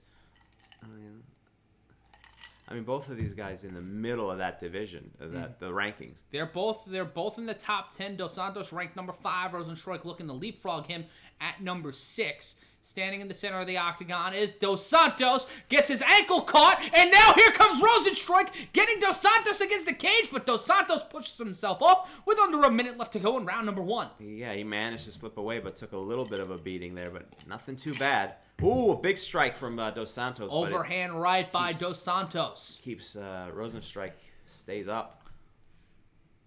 Now trying to put more pressure on Rozenstruik. Another straight left to the body by Dos Santos. He's really trying to open up combinations with that left.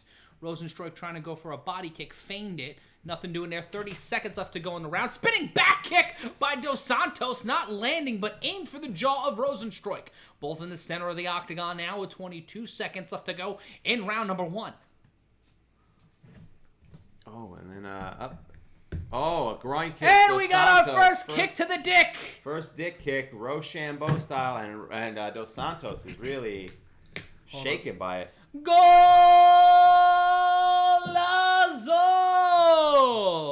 Living up to his namesake. Wow. Getting it right into the ball bag. What was he? I guess he was going for aiming a for the abs. You just... Oh, he missed it by significant that amount. much. And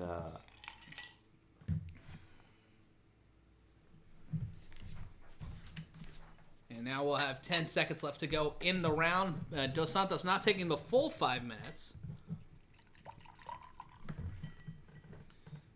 Spinning back kick lands by Dos Santos in the jaw of Rozenstruik. And we will go to round number 2. Mark Peterson saying this is dollar for dollar better than ordering the pay-per-view. Well, dollar for dollar, it's free. So. yeah. So technically he's right. Yeah. Well, no, it's not. It may not be better. It might be cheaper. Yeah. Dollar for dollar is cheaper. Yes. For damn sure. We can't argue that it's better. That's subjective. That is inarguable. Yeah. Here we go. Dos Santos. Sean Astin's kids watching the fight? No. John Astin, I'm sorry. John Astin. Dos Santos still kind of shaken up by that, I think the groin kick, or just listening intently to his corner. I want you taking your punches. That's great. That's great. Please box when you leave, when you get ahead. The takedown is there when you want, says the corner to Dos Santos. And also, Silver and Black 831 saying nice social distancing. We've been roommates for 6 years, and also we take ungodly precautions. Yeah. There's a lot of spraying. A lot of spraying. A lot of spraying. We're doing our best under these trying times. We've done the broadcast like this for the last couple of months, and so far it's been good. Low kick by Rozenstruik to start round number 2.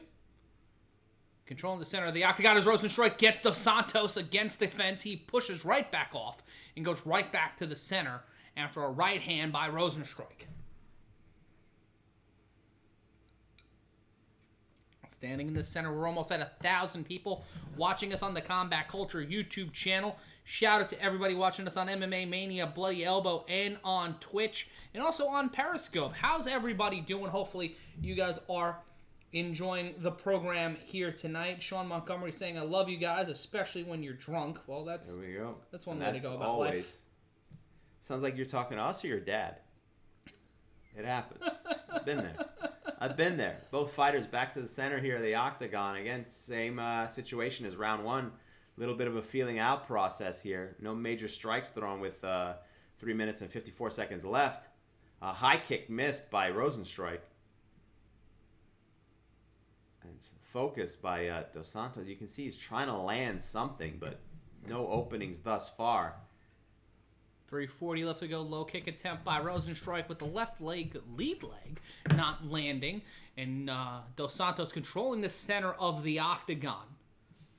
Hard right hand to the jaw of Rozenstruik by Dos Santos. Quick left jab once again. Both ones landing left jabs there. Dos Santos look like he's leaking underneath that left eye. A little bit of a raspberry jam. And again, more sort of pacing in the center of the octagon here. Jaden McKinney predicting Dos Santos by a 3rd round or decision. I think Rosenstruik's been winning the fight here so far. But Dos Santos with a big straight left. Trying to go for a looping left there, but it was a little bit more of a jab. 250 left to go in the round. Rosenstruik controlling the center of the octagon.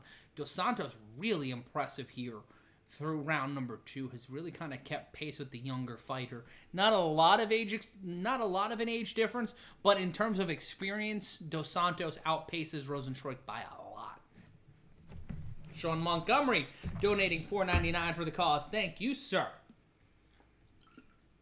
Jim Kelly asking where we're watching the fight from. We're from Point Unpleasant, New Jersey, and an unpleasant right hand to the jaw of Rosenstruik by Dos Santos. And Mark Peterson, I'm a Mets fan, so that's why we've got Bobby Bonilla there as a constant reminder of hustle for everything you have. Rosenstruik really lost a little bit of momentum here. I'm a Yankees fan, so I'm happy that the Mets have paid Bobby Bonilla $57 million or whatever it is at this point. I think it's 33. I was only off by $20 million to continue to get paid to not play baseball for the last 2 decades. The contract made sense at the time. It doesn't really make that much sense anymore. And low kick attempt, uppercut by Rosenstruik, and Dos Santos on his bicycle, now standing right in the center of the octagon. Both men missing with a left-right combination. Not many strikes from Rosenstruik. I think he's been trying to find openings. Yeah, but I mean... He's controlled the pace, though. He's been having Dos Santos on his back foot. But Dos Santos has landed a little bit more. Straight... Oh, Dos Santos is down! Dos Santos is down after a right hand from Rosenstruik. Ground and pound. Dos Santos is done. That's it. It's over. Rosenstruik. Wow. Jairzinho Rosenstruik lights the lamp and takes the mustache off of Junior Dos Santos after a clubbering and blubbering, if you will, in public. What did I say? He wasn't landing any strikes up until that moment. He was doing nothing, I said. He's being a bum. The white suit Yakuza theory coming through here tonight. And then the second I say that, Rosenstruik. Here we see the highlights. Feigned the right, landed the left, wide open, catches him with the right hand, ground and pound to the back, to the side of the head. Landed that left, then the overhand Followed right to the by a right. Caught him in the same spot. Caught him with the left on the right side of the cheek. And disoriented, Dos Santos was trying to get up. Hit him with the boom bap like it's a 90s New York rap song. Hitting harder than Nori in 95. And Jairzinho Rosenstruik will go to 11-1, while Junior Dos Santos will suffer his 3rd straight loss to 3 heavy hitters. A show of sportsmanship. Rosenstruik getting down on the ground with Junior Dos Santos as a sign of respect here. I mean, a pretty measured fight, and you had the feeling that at any moment it could pick up, and sure enough, it did. Towards the very end of that fight. A very sort of quiet fight, not much going on, That first round was kind of middling, and then that second round, the pace picked up, and then Rosenstruik just found his opening. It was just that quick left, boom, overhand right, boom, and then to the side of the head, rakata, rakata, rakata. And there's... proceeded to go rock'em sock'em on his head until, Dos Santos, to his credit, was trying to get back up, but it's one of those situations he just... Like John Worster on the drums in perfect 4/4 time. Wow, wowie kazowie, and we're over the 1,000 mark on the YouTubes. Over 24,000 people have watched us here tonight. Thank you for joining us. We're more than thankful for you guys joining us here on a balmy Saturday night here in Point Unpleasant. And Harry, it's almost time for the Sugar Show. I can't wait. I'm excited about that. That's going to be fantastic as we wait for the post-fight interview. Sean O'Malley is becoming one of those fighters that's he's a spectacle just to see him on the card. He's what the UFC needed in this weird middling period with everything at lightweight being a shit show. Admittedly, a shit show. Well, that was the name of one of the events, right? Shit show. Yes. Before Fire Island, they went with shit show. But they couldn't get the copyright. That's the only reason they didn't go for it. Somebody else had the copyright. Someone in the chat asking, who's the fat-necked, red-haired fat Teaneck, red hair, talking over there. That would be Matt Ryan, and yes. that's what's on his business card. And Dolly McGregor saying it's clearly Matt Ryan. Yeah. The gigantic names on the lower thirds. Like, we can see it on our preview screen here. I think that young man's not confused at all. I think he was trying to hurt your feelings. Oh, no. Oh, no, he's doing the same thing people have been doing for 25 years? No. And listen, no one's better at beating up Matt Ryan than Matt Ryan. So, sorry, pal. You're going to have to get in line. As we see the Ghostbusters packs in the octagon immediately spraying down the canvas, and rightfully so. We're glad to see them practicing precautions. Here we have the post-fight interview with Joe Rogan, with Rosenstrike. Joe, I'm here with the winner, Rosenstrike. Congratulations on an amazing knockout victory. How does it feel to be back in the octagon after just losing in May? Winning now by spectacular fashion. How good does that feel? Thank you, says Rosenstrike. Thank you, sir. How are you doing? Rogan says, good to see you. No, it's great. I wanted to fight as soon as possible. As soon as I lost, I went back to the gym right away.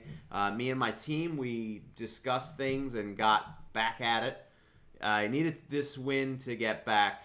Yeah, I to set it straight. Joe said, I follow you on Instagram, so I could see your training sessions, and I know that you're a man of Megs. Now that you have this victory, I'm reading the closed captioning. Who would you like to see next inside the octagon? Right now, sir, I heard the guys calling my name. Who is he referring to? Right now, I heard the guys calling my name inaudible, says the closed caption. No matter what, I just have to accept. And from now on, I'm back in the gym. You can find me there whenever you want, 2 times a day. Joe responds, congratulations, sir. You're clearly at the top of the heap in the heavyweight division. And this coming in a very small number of top candidates. We'll likely see you one day fight for the title. Give us your thoughts on that. That's the mission. The mission is to get the title. I hope Francis gets a chance after the fight tonight. I'm happy the night is fapping happening tonight. As soon as I get a crackle at the title, I'm going to hear beat guys get my chance. If Francis gets the title, I want a rematch. If not, we'll see how it goes. If I grab the belt, I'll give him a chance. So there we go.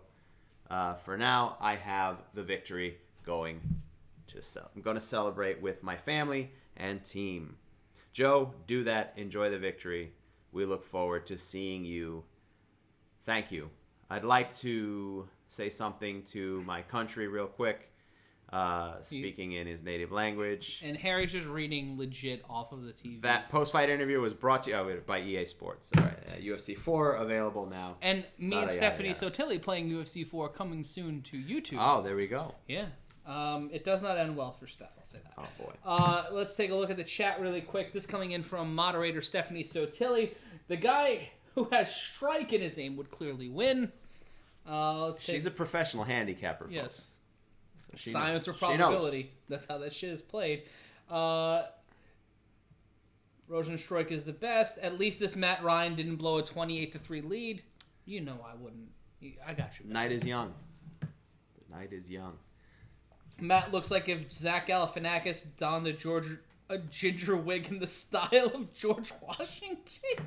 It is from the camera angle. It is looking very George. It is very colonial. You did get drunk and chop down a cherry tree.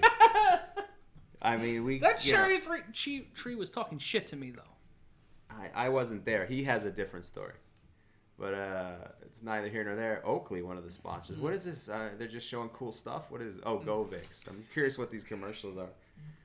GoVX. Okay. And Jesus Pacheco saying, hi, guys. You have Instagram? You could follow Harry on Instagram at Harry Terjanian. All my social media at Harry Terjanian. You could follow me on Instagram as Je suis, that's Jesuis, Matt Ryan. I make it difficult for people. Yeah. Because that's the French. Je suis? Je suis. I thought it was Jesus is Matt Ryan. No. All these Why years. would I do that? It's Why would you do Je suis? Because I'm Matt Ryan in French. Oh. That's what je suis means. I don't study you French. You uncultured fuck. I don't give a French. It's America. Ah, the French. The French. Let's see. William Salvi saying, I need a high and tight fade. I had that. High and tight? I will be honest with you. I had a military buzz cut for the majority of my young life. Did you have a flat top with the 90s flat top? No, I didn't have the 90s R&B flat top. You want the Blade or the Demolition Man? Justin Winby. All right, this is running candidate for line of the night. All right. Matt Ryan looks like a guy from Dragon Ball Z. That's true. Silver and Black 831 saying Matt Ryan is Ozzy's son. Weirdly enough, the reason I got my job at Opie and Anthony is because Opie saw me and said, this kid looks like Jack Osborne. Oh, really? Because I had long hair in college. And that's why community college, but yes. Community college is still college. Yeah. But you can carry open containers. That's my understanding. That's the big difference. Let's right? take a look at our co-main event. Sean O'Malley repping the hair of Ecuador against Marlon Vera, who's actually from Ecuador. O'Malley's the -265 favorite according to DraftKings, and Vera's the +210 underdog. Solid money on O'Malley there. I would take the money on O'Malley. That's just me. I mean, these fights are always dangerous. This is a showcase for Sean O'Malley. Let's be honest. Yeah. That's what this is, an opportunity for him to stack up his resume, but those fights are often some of the more dangerous fights and dangerous situations. The man's a human pinata breaker. Let's shout out Eric Williams, who donated $5 to the cause, saying thanks for the play-by-play commentary and laughs. Really appreciate it since I couldn't get any of my buds to go in on the pay-per-view. We're here for you. Sorry, buddy. We're here for your friends. Sean O'Malley's got a weed robe that I'm really jealous of. I'm hoping that it's due to social distancing. Maybe they made the right call for you guys. But thank you for joining us nonetheless. Dolly McGregor says Ant is less than Opie. Ant is less than Opie? It's Ant less than Opie. All right. Less than sign? Yeah. So Opie greater than Anthony. That's an interesting... You know what? We're gonna keep our opinions of where we used to work out of everything. I'm a Grease Man guy. Yeah. So big Tom Likas fan right here. He's back, What? I saw a Facebook ad of him doing now he's doing financial advice. Oh, fuck you. If it's anything like his relationship advice, do not follow it. No. He did a relationship show for years and he's been married 4 times. So I mean, that's one of those weird resumes where you're like, well, I've done it a lot, so clearly he's good at convincing women to marry him. Daco Mako Poco, that's an actual name on here, says your names look like they should switch. PJ Simpson stepping it up. $20 donation to the cause. Thank you. Biggest donation tonight. Matt, I always enjoy your content at SBR. Please let me buy olive and NY slice. Thanks, Ty Nidong. Well, I don't know how that would go for Olive's tummy. Yeah, I wouldn't give she Olive. would definitely eat it. Yes. She's a dog.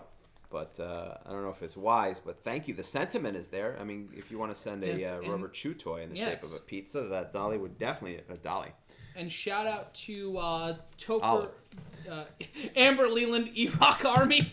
Iraq Army. Shout out to the Iraq Army. We can both agree we like Iraq. Yes. Yeah, we can both. I'm going to text him that after the show. Yeah, we can both agree. Jim Kelly saying, listening to your show from the top of the Chic-Choc Mountains in Gaspé, Quebec, Canada. Vive Quebec! Yay. Sous mon tabarnak! Independence for Quebec. As we see here, we started 10:46. John Connor subscribing to the cause. Thank you, John. And let us know if you guys are hitting subscribe. Also hit subscribe, hit notifications. You'll know when we go on the air for every show. We do appreciate every opportunity to hang out with you guys. It's a really fun community. It is. We're having a lot of fun tonight. It's a really great gig, man. This is a lot of fun. We get to not only watch the UFC fights, we get to crack jokes, make mistakes, drink, get drunk, and then also be insulted by the fans. And we get paid to do it. Yeah. That's not always in money, but, we get paid to do it. That's the dream. As I just got this text from Steph. Tekashi 6ix9ine is fighting? Yes. Yeah. Yes. Sean O'Malley is the Tekashi 6ix9ine without the ratting. Well, I heard. I was gonna say I heard him snitching on everyone in the locker room. It's very odd. Jaden McKenney, thanks for subscribing and thanks for joining us for the first time. If you've been with us before, like some of our fans, we saw some regulars in the chat. Thank you guys so much. John Connor saying you guys are great. That's sweet of you. That's really fucking awesome of you guys. Like, the best part of this job is really interacting with everybody and kind of building this weird little community of mixed martial arts psychopaths. Like, that's the fun part of all. Oh, sure, man. You know, I mean, it's not just us talking to ourselves. That would be weird. If it wasn't for you communicating with us, even the insults are not too bad, and even especially they're even great when people are trying and then failing miserably. Have we heard anything William from the Stalvey? Trash Man? Has he been? No, back, Trash Man's gone. William Stalvey asking, how do I donate some cash? You got to click the $ button at the bottom of the chat. When you see what you can type, you'll see a smiley face button for emojis and a $ button. That is how you can donate to the cause. SC saying Pride is better than UFC. Look, you're not going to get an argument from me. Mauro Ranallo, Bas Rutten, and Soccer Hicks to the face. Those three things right there. But Pride is dead. UFC is here. We're here to call that. Yeah, that's not really an option at this point. Yeah. I like Tab soda myself, but it's hard to find it. What do you want to do? John Connor saying... Keep giving the finger to Pepsi and Coke. John Connor saying, I heard that Matt's been married 3 times, not legally. John Connor saying, your show is a lot different than other live reactions. You guys are more my style. And that's a lot the whole of my point.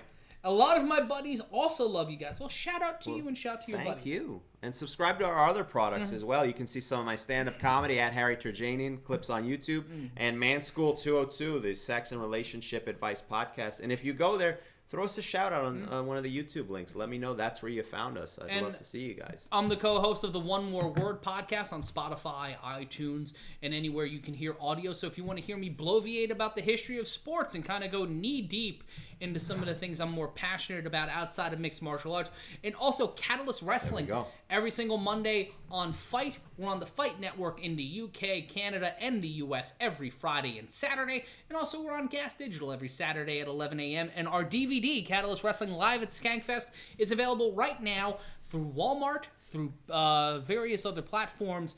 We're on Amazon, so you can look up Catalyst Wrestling Live at Skankfest. Harry's on the card. Portia Vaughn does a lovely presentation on why we're all garbage. And the crowd reacts accordingly. And if you haven't seen Skankfest, then you're missing out on one of life's great treasures here. As we see Sean O'Malley making his way here, getting checked. Undefeated at 12-0. He averages 6.86 strikes per minute in 4 UFC fights. Let's take a look at some of the stats really quick. 3rd fight of the year. It's his 3rd fight of 2020. We last saw him at UFC 250. Won his last 2 by stoppage. Has won 8 fights by TKO or knockout. 1 by submission. 3 by decision. For Chito Vera has had a 5-fight winning streak halted by Song Yadong back in May during the Jacksonville residency. And wearing the colors of Ecuador on his hair tonight is Sean O'Malley, who has an apparel line that sold out before this fight. Vera has won by submission 7 times, knockout 5 times, decision 3 times, has only lost by decision. As we see Bruce Buffer introducing them. Dolly McGregor asking, One More Word podcast. It's the One More Word podcast. I do it with Marvin Williams, Dr. Marvin Williams, and we'll have some cool stuff coming your way very soon. O'Malley 5'11", to Vera's 5'8", both weighing in at 136, and the 1.5-inch reach advantage for O'Malley, 72 to 70.5. As Bruce Buffer does the introduction. Speaking of Bruce Buffer, you know what I saw the other night? His brother, Michael Buffer, was in a little film I like to... Well, it's called Don't Mess with the Zohan. He's got a big part in that film. Really? Yeah, he's like the evil guy in the film. He does a good job, actually. It's a very weird film. It's kind of funny, but it delves into that Adam Sandler. You will never get me watching that. He is also the ring announcer for the Crazy Cabbie Stuttering John boxing match. Oh, that's right. Well, I mean, Michael, anywhere you can throw some cash, Michael Buffer will be there. I don't mean that as an insult. If you're willing to pay the price to get Michael Buffer, I don't know that there's a job he won't do. That's true. Shout out to WCW the first time I saw Yes. Michael Buffer in anything. And a shout out to Jamie Mellinson. Howdy, y'all. Back to listen to your commentary. John Connor shouting out Catalyst Wrestling. That's right. Thank you. Should. Some stuff coming their way starting September 5th. I heard they're going to be on Pluto. It's going to be a good time. You can hear my delicious voice here as Sean O'Malley looking very intense. Why do you think he's become the next big star? I know he's 12-0. It's a great record. It started when he broke his leg and told Joe Rogan he loves him. and then he got popped for weed, and then you've got the float like a butterfly, sting like a bee tattoo on the side of his chest. He's Conor McGregor with all the effects of a modern rapper, and there is Herb Dean. He's actually refereeing this fight. No, this is a trick. That's not the real Herb Dean. That's real, not the real Herb Dean. That's his twin brother. Derbheen. His twin brother. There's no way I was wrong. I refuse to admit that I'm wrong. Anyway, here we go. Start of the fight. Here we go. Round number 1. Vera in blue. O'Malley in green. Low kick attempt by Vera, not landing. Low kick by O'Malley landing. Definitely landing, and hard. That one caught him in the shin and woke him up. Body kick by O'Malley, not landing. O'Malley wearing ankle wraps, which I do believe is per usual. Oh, both fighters almost kicking each other in the dicks. We almost got a double dick kick. I don't know what happens there, but in a feigned jab by O'Malley, who switches stances. I forget that he does this. Yeah, he's one of those fighters that goes back and forth, which I always find disorienting. It must be disorienting as a fighter. Low kick to the calf by O'Malley and a check kick attempt against him by Vera. Both going for the knee with the right knee, and Vera missing with a right jab. O'Malley leading with his left, Vera leading with his right, switching stances again does O'Malley. Did Vera just switch stance to match him, or no? No, because O'Malley's leading with his right again. Pardon me, with his left, and Vera's leading with his right. Yeah, O'Malley landing some strong kicks here. Both standing in the middle. O'Malley leaving his hands down. Quick front kick. Yeah, you don't want to do that against Vera, even though O'Malley's the favorite in this fight. Kick to the body, caught by Vera, but O'Malley moving his leg out of the way. Looking a lot like our friend Andrew Fumey, and it's a little unsettling. There we go. Standing in the center of the octagon. Inside stuff, that's the name of the game. O'Malley really quick here with those strikes. He's lightning and powerful quick. Though too. Yeah, he's got that dynamite power that you rarely see in a fighter. Quick 2 jabs, double jab combination. Shout out to Marcus McKinney. I don't know if it's at Marcus McKinney from the NFL, but thanks for donating $2 to the cause, my friend. Much appreciated. And dancing around the octagon, O'Malley, Vera controlling the center of the octagon with 254. Low kick attempt by Vera, missing. O'Malley's back near the back of the octagon, trying to go for the start. Something won't be nothing. Trying to find an opportunity here. And nothing really doing here. O'Malley keeping his hands low. Kick to the knee by Vera, kind of landing, grazing the left knee of O'Malley. Head kick attempt checked by O'Malley. Vera thought it caught him, no? No, he caught it with his arm. It was a very quick kick, though. Body kick caught by O'Malley, just grabbing that ankle and passing it on by. Vera pretty quick, too, with those strikes as These guys are high-level strikers. These are both very similar. Yeah, even though Vera's unranked, he is a very consistent fighter inside the octagon. Bicycle kick attempt by Vera, caught by O'Malley. 2:05 left to go. Jorge Diaz from South Texas. What's up, my friend? O'Malley trying to go for a takedown attempt. Nothing doing there. Vera just circling around and goes back to the center of the octagon. Under 2 minutes left to go here in our co-main event. 3 rounds in the UFC Bantamweight division. Vera kicking nothing but cage there. Head kick attempt. Caught a little bit of it. O'Malley catching the leg of Vera. It feels like he's kind of feeling out his opponent. He might be just trying to figure it out. Low kick landed by Vera. Double jab feigned by O'Malley. Kick again by Vera, not landing. O'Malley's back against the fence. O'Malley really being tested here in round number 1. Kick to the body, blocked by O'Malley. Spinning back fist attempt by O'Malley, not landing. Trying to keep some distance between he and Vera. Vera controlling the center of the octagon while O'Malley pacing near the fence. Minute 11 left to go in round number 1. Body kick attempt by Vera, landing on the elbow of O'Malley. Trying to find an option. With a minute left, Vera maintaining the center of the octagon as O'Malley spins around on the outside here. Trying to find an opening. Another kick from Vera. Body kick to the left side by Vera, landing on the arm of O'Malley. O'Malley looks a little shaken, no? I don't know if he's shaking. Lands a right hand to the jaw of Vera. He's limping a little. Am I wrong? Maybe not. He might have got caught with those body kicks, but now O'Malley putting punches in bunches, and now gets Vera against the cage. O'Malley down, puts his legs up, and now Vera in top position, trying to land some devastating blows. Lands the elbow. Vera landing elbows, and it's over. This fight is over. Sean O'Malley has lost in the first round to Chino Vera with devastating ground and pound. Holy shit. Shocking upset. And I think O'Malley's ankle is broken. I think O'Malley broke his ankle. I was saying you can see the swelling on that foot. There was something with him limping or something. That's what I mentioned. I just want credit. Harry. I want credit for being right. But the shocking upset, I mean, take no credit away from Vera. And Marlon Vera yelling. And Itch Gems donating $20 Canadian. Thank you for the entertainment. Much respect to you guys. Holy shit, O'Malley in pain, and you can see he is not happy. Yeah, there's something up. He is grabbing at that leg and that ankle, and it might be an unfortunate situation. Oh, we're going to have to run this one back. We're running this one back. Unfortunately, the undefeated streak of... Let's take a look at the replay here, and you can see that ankle. I think he landed wrong on that right ankle. And you can see the punch to the midsection, and then Vera just lands a left hand unimpeded to the side of O'Malley's head. And then an elbow, one quick elbow, another one, and O'Malley can't. Very quick stoppage. O'Malley couldn't protect himself. Herb Dean just stepped right in. And he's just clutching that leg and that ankle or the shin. Yeah, something immediately. Something broke. Something's bad here. Oh, you saw that? Oh, yeah, no, I see it. Oh, he planted his foot wrong. Oh, he fucked his leg. I don't mean to be so, What did he do there? You can see, watch the stutter step. I see the stutter step. Watch him on the transition, and there it is. Oh, his foot bent inward, and he bent on it. And I think his Achilles. He might have torn his Achilles. He definitely screwed up his leg.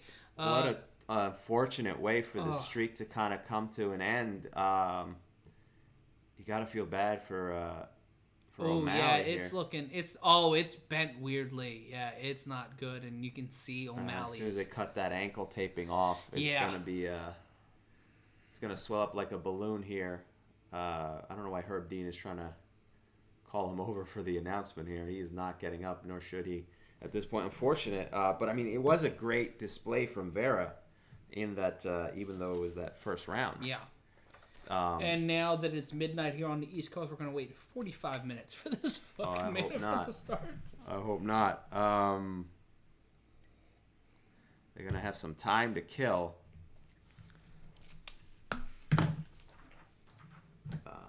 As Herb Dean gathers.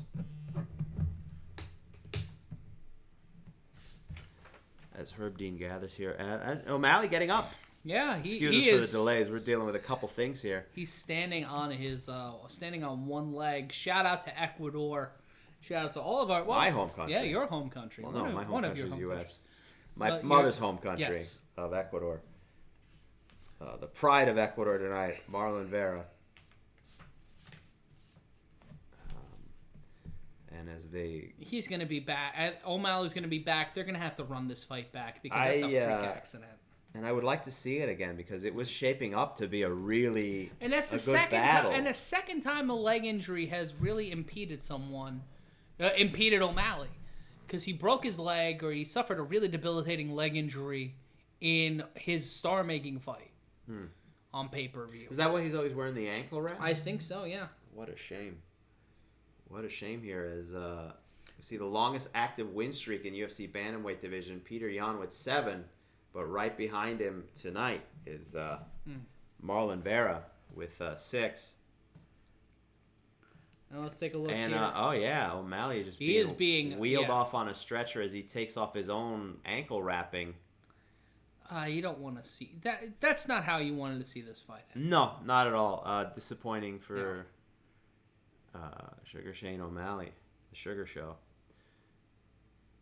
And Yeah, a lot of trash talking here from who was he? There was a at? lot of shit talk. I think he was pointing at Dana. There was a lot of shit talk between these two leading into. And he doesn't fight. do a post-fight. Oh, they said him. I forget that they take him to another room for the post-fight interview here. Let's take a look at the chat really quick. Michelle Westrick, did Harry take an Ambien a few minutes ago, and did Matt do an 8-ball of cocaine? Either way, they balance each other out. Good. Yeah, shot, I mean, I don't know. I'm all right. I feel like I'm all right. I mean, I let Matt do his thing. There's no reason for me to jump in. I'm not here for my knowledge. I'm here for my sex appeal. I've always said that. And anyhow, Joe Rogan here. I saw during the post-fight interview, I saw you got robbed in your last fight. So very nice to see you come out with the victory tonight and programs the biggest victory of your career.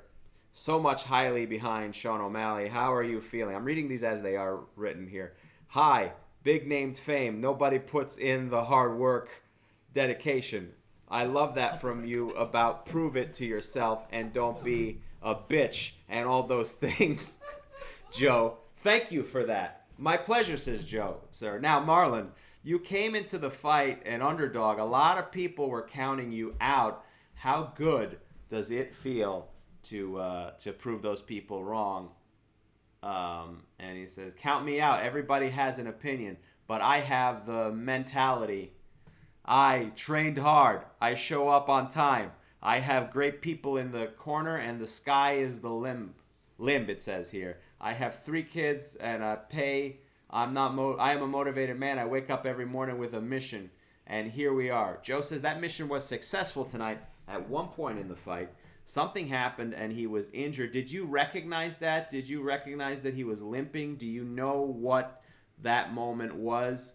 He says, when he was throwing a kick at me, he landed one and I checked one. If you want to kick with a kicker, make sure you're ready for a kick. So Joe says, so you believe maybe the injury came off of a check?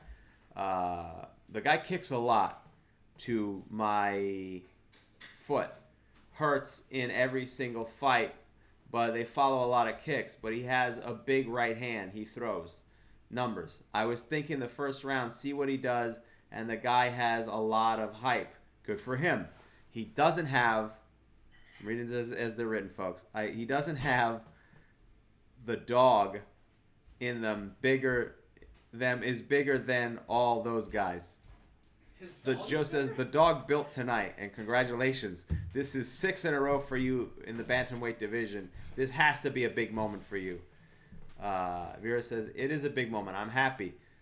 I came from Ecuador. Monday, I'll go back to the gym. Joe says, congratulations, my friend.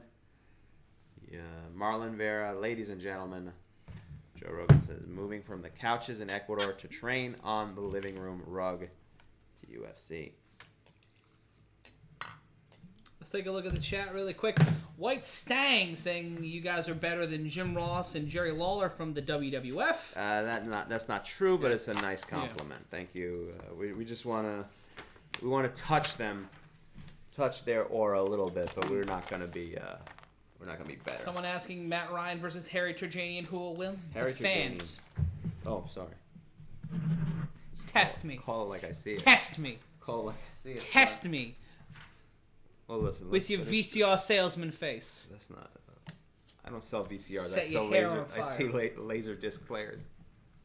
As we see Daniel Cormier training. I mean, that's got to be built up for like a big pay-per-view event. If this grows, maybe then one day we'll do it. And not even for charity. It's going to be like the beginning of the song Method Man by Method Man. Why don't we do it? Say it's for charity, and then one of us throw the fight. It's like the Producers, but just with MMA. And 2 out-of-shape fat guys. It's wrestling. It's what we do already. I never thought about that. And the obligatory filler immediately following a very short fight, the UFC promo for UFC 4. Which looks fantastic, by the way. And also, if you want to see Stephanie Satili and Matt Ryan play UFC 4, that will be available coming up where? On the MMA Mania YouTube channel in just a few days. I have to edit the thing. Oh, boy. But the cool thing is that they have a Kumite in this game, and they have Kimbo's backyard, and Kimbo's in the game. So I am excited to play it. I'm excited to play the backyard portion. R.I.P. Kimbo Slice. Angwal Beltran saying this guy looks like the fat dude in Harry Potter. It's Jem saying, I got Matt with a spinning back fist in round number 1. Interesting. White Stang saying, fuck Joe Rogan. Why? Why fuck Joe Rogan? Do you want to fuck Joe Rogan? Or do you... And there's also many reasons you could say that. I don't know. I'm a Joe Rogan fan. I enjoy News Radio, one of my favorite But if shows. you were to hate Joe Rogan, can you be more specific? There's a lot of things he does that you could hate him for, even though I don't. I love Joe Rogan. But Israel Adesanya and Paulo Costa are fighting at UFC 253. Oh, Let's fucking go, kid. I cannot wait for this fight because I want to see Israel Adesanya beat another man. Because Israel Adesanya is just fun. That's the thing about the cards we've seen this year, and we're gonna see. They've been fun, man. Yeah, they've been really good cards. Tonight's card was an interesting one so far, and we're not even at the main event. Here's something that hurts from SLM Punk. Is Harry a young Jay Leno? Jeez, I like cars though. I don't know if that. I like cars and writing jokes. You can see some of my stand-up on YouTube at Harry Terjanian, and also a very funny podcast I do, Man School 202, Sex and Relationship Advice with myself. I really opened the door for that plug. Dante Nero. I really opened the door for that plug. I'm going to take an insult, which I think it was an insult, even though it wasn't. It's one of those things that, like, it's a weird compliment, but an easy insult. And I like Leno. You know, Harry, coming up is the main event, and people are asking us, and people have asked us all night, what's our pick between Stipe Miocic and Daniel Cormier? All right, well, you go first, Matt. You're the MMA expert. Well, as I predicted on the SBR Sports Betting Review, which I'm an expert. I'm a betting expert. There you go. Harold. I picked Daniel Cormier. Cormier? I think Daniel Cormier, he was winning on the cards in the first fight. That finish was an interesting one and a lingering injury that no one knew about heading into their second fight. I would pick Cormier as well. I think it's very rare that you hear fighters just come out, and it was almost immediate. I think it was that night. He said, my corner told me what to do, and I didn't listen. Yes. I'm fascinated by that aspect of it. I think Cormier is a very focused and determined guy. I don't think he wants to go out like that. And again, I mean, it wasn't as if that fight was just a dominating overall, performance. I think Cormier, with the right amount of focus, right amount of training, he's had about a year off without any issues, any fights. I got to go with Cormier. And my heart is also rooting for Cormier. No problem with Stipe, but it's going to be a good fight. I'm excited about this one. Now, let's take a look at Mr. Negative saying, shouldn't pick if you're commentating, bro. People are asking for fucking picks. What do you want from me? We're on a YouTube channel, and this guy's drinking massive amounts of whiskey, and you want some professionalism? It's not been a lot. It's not a massive amount, and it's bourbon. Get it right. All right, sorry. Excuse me. Hellshell Wallace calling it for Stipe. Our friend Brendan Sokler picking Cormier in the 4th round. Peanut Butter predicting Stipe by knockout. Toker88 picking DC by a knockout in the 3rd round. Justin Winsby saying DC in round 4 with a revenge win. Hale Shell Wallace saying history will repeat itself. Dolly McGregor saying I'm just afraid he'll wrestle though. Jesse Armstrong saying Stipe wins no question. Scott Ensminger is rooting for Stipe. Marcus McKinney rooting for Cormier. Jorge Diaz for Stipe. Fishenk for 4 by 4 saying bourbon equals good whiskey. Well, yes, obviously. Let's see if they. I know they're filling for some time. It has not been. We've only had 2 fights that didn't make it out of the first round. But hopefully they don't spend too much time delaying. I want to get to this fight. I really want to. I'd like to be in bed by 1 a.m. Well, that would be nice too. But as we can see, the rankings here, the heavyweight rankings, obviously Stipe, the champion, Daniel Cormier, number 1, Francis Ngannou, number 2. And another question posed to us by our friend Brendan Sokler about UFC 253. Is Adesanya and Paulo Costa the handsomest UFC main event of all time? I mean, it's pretty. It's up there. It's the he ain't pretty no more fight at the end of it. It's not Shamrock Severn levels of handsome. Is it not Shamrock Severn? Severn wasn't an unhandsome. The mustache. Yeah. It was, he just looked perpetually 55. Oh, with the Dan Severn, one of those guys from the time he was like 18. Mm-hmm. You ever see those old high school yearbook photos from like the 50s? You're like, what was going on there? How did we progressively get younger when we're all the same age? I think drinking age was maybe 12 back then. And they're showing a little bit of a highlight package here as we prepare for Cormier. SM Punk saying DC by rock bottom and pin. I got schoolboy roll up. But if Stipe does win, it would be with a sunset flip. Shea Brummett saying if Stipe gets out the first round, he's going to pick Stipe because he always gets caught in the first round. If he gets out, he will win the fight. If not, by DC, knockout in the first. Knockout in the first. All right, interesting. I mean, it's going to be a good fight. I'm excited about this. Dylan Sangster saying, what happened to Sean O'Malley? Marlon Vera's legs happened to Sean O'Malley. But that's what Marlon Vera is saying. Yeah, I think O'Malley landed awkwardly. It fucked him. But in that clip, in the highlight that we saw where something happened, there was no kick or anything. He was just kind of bouncing around. No, I think he set his feet weirdly, planted his foot, and then completely it wasn't Sid Vicious levels of leg fuckery, but I don't think that had to do with Vera. Yeah. I might be wrong on that, but I think it played a part. It played a part. Well, it probably didn't help. But Vera was taking credit. Oh, this is showing the highlights of Miocic, Cormier won. And the one where Cormier wins the belt. I mean, this is a great back and forth.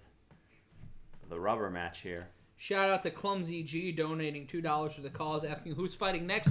Up next is your main event. That's right. Daniel Cormier, Stipe Miocic. Fish in 4x4 says losers leaves town. Ladder match, pinfalls count anywhere. It's starting to sound like that Terry Funk bit on When You Watch Wrestling. It's gonna be Stipe and Miocic and Cormier. And the loser eats a bag of scorpions match. God damn it. God damn it. Shout out to Matt McCarthy and our friends over at We Watch Wrestling. Vince Averill as well. I talked to Vince the other day. You did, huh? Yeah, I had to ask him a question about something. He's doing well. He's doing well. We're Facebook friends. It's nothing. It's nothing more than that. I know Matt more than I know Vince. I remember Vince, but Vince doesn't remember me. And it bugs me a little bit. I'm not going to lie. As we see the lengthy highlight package, I mean, this is a back and forth situation. The knockout. Stipe winning the championship and Cormier, admitting that he didn't listen to his own corner. I think that's fascinating to admit out loud. Because Cormier is one of the smartest fighters in MMA, and I think that's going to really show in this fight. And you know who I compared Stipe to in my column for MMA Mania previewing tonight's show? Yes. Harvey Picar from American Splendor. Okay, the artist? Yes, because he's he's more of a writer than anything, but he's a very angry man from Cleveland who complains a lot, and that's what Stipe did after the second fight, even though he won. Oh, really? Yes. Okay. It's very odd. Cormier saying he thought about retiring after that fight, but he had unfinished business. And that's why he's back. Also, what the fuck happens if Cormier wins tonight and he gets an opportunity to fight John Jones at heavyweight? Cormier has said I'll tell you what happens. If John Jones does something, they book the fight, Cormier gets excited, and then John Jones pulls the football away, and then Cormier lands on his ass. That sounds about right. Because, I mean, they've done that a couple times, right? It happened at least once or twice. Last time Cormier was furious about it. Yeah.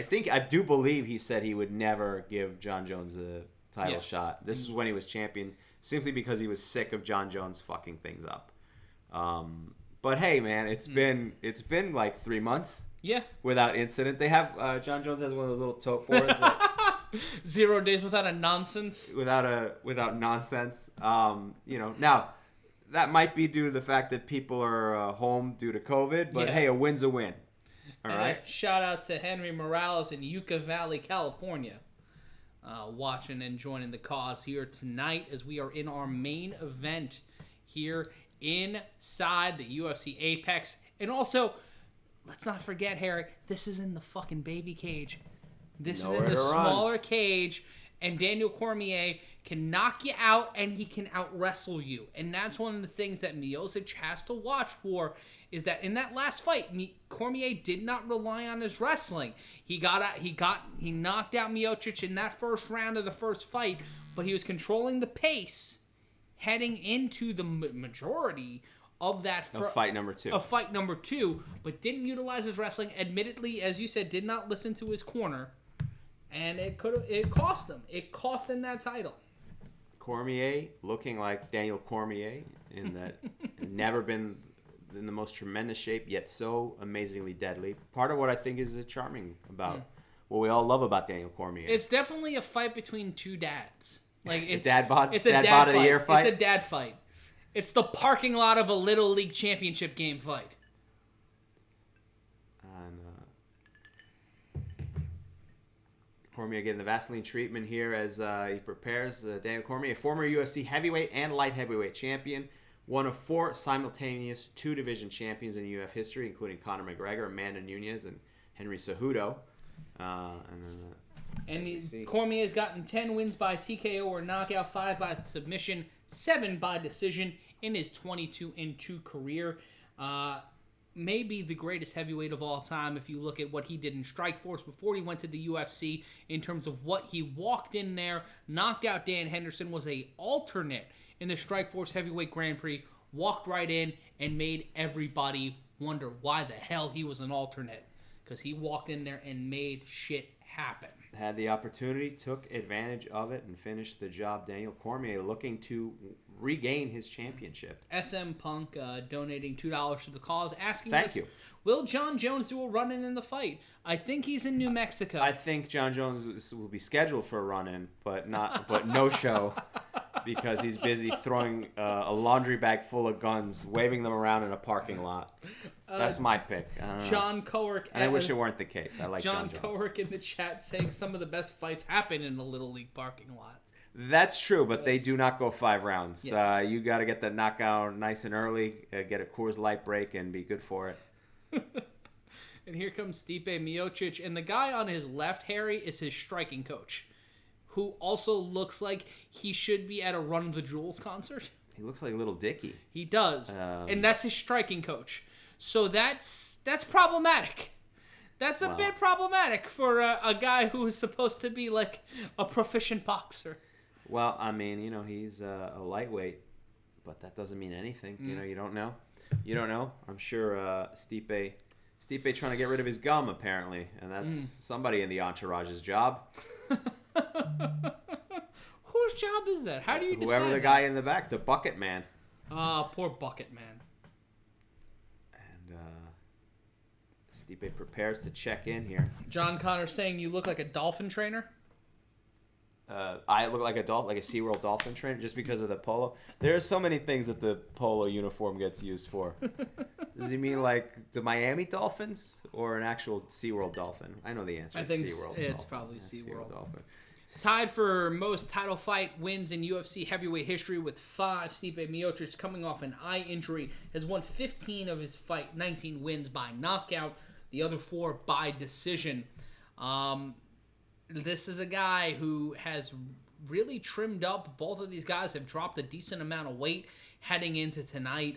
Both putting on, looking a little more lean. Yeah, Stipe in particular looks leaner than he was last time.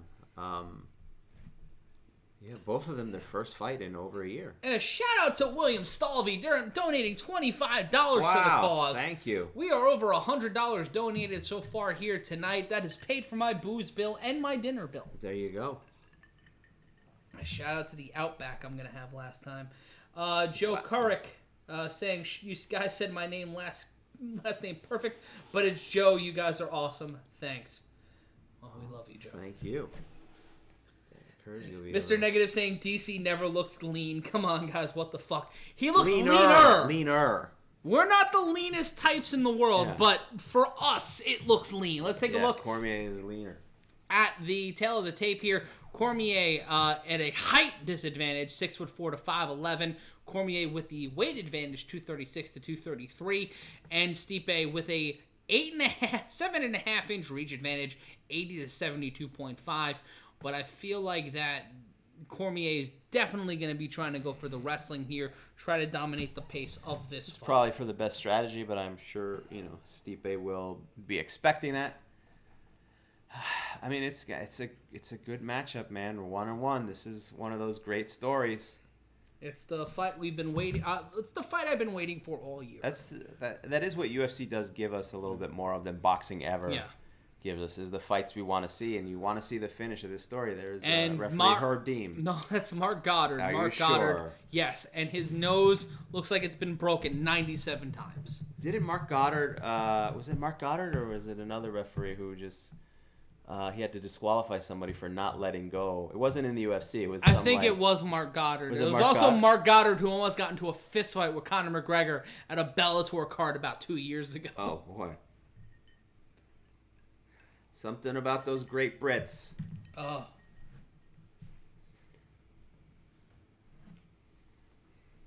Oh yeah, you heard who's got the rights to the UFC apparel deal starting next year? Is that Venom you told Venom, me? yeah. Venom. Venum. So we go from Reebok to Venom. How did Nike or Under Armour I don't know. I don't understand how Venom I'm scooped. so confused. That's so weird. Like, if Venom wants to give us money, I'll wear Venom every day of the week. That's fine. And I'll get it tattooed on my dick. I don't care. I'm not crapping on Venom because they do make good stuff. I've seen the boxing boots are incredible. Their boxing stuff, boots, their it's boxing fantastic. apparel is great. But when you look at apparel partners, I'm just going from the fight, and why wouldn't Nike want to be part of one of the biggest industries? And you why already wouldn't have Adidas? the partnership with John Jones. Like, yeah, they own Adidas, don't they? I feel like that's one of those things where they all met on the wrong day or something, and Venom. Under the own Converse, yeah. Some typing error or something led to Venom being the only one that showed up. Either that or a wild night at some Vegas bar, and on a bar napkin, Dana White signed over. Oh no, the contract said White. Yeah. But it was Dan A. White.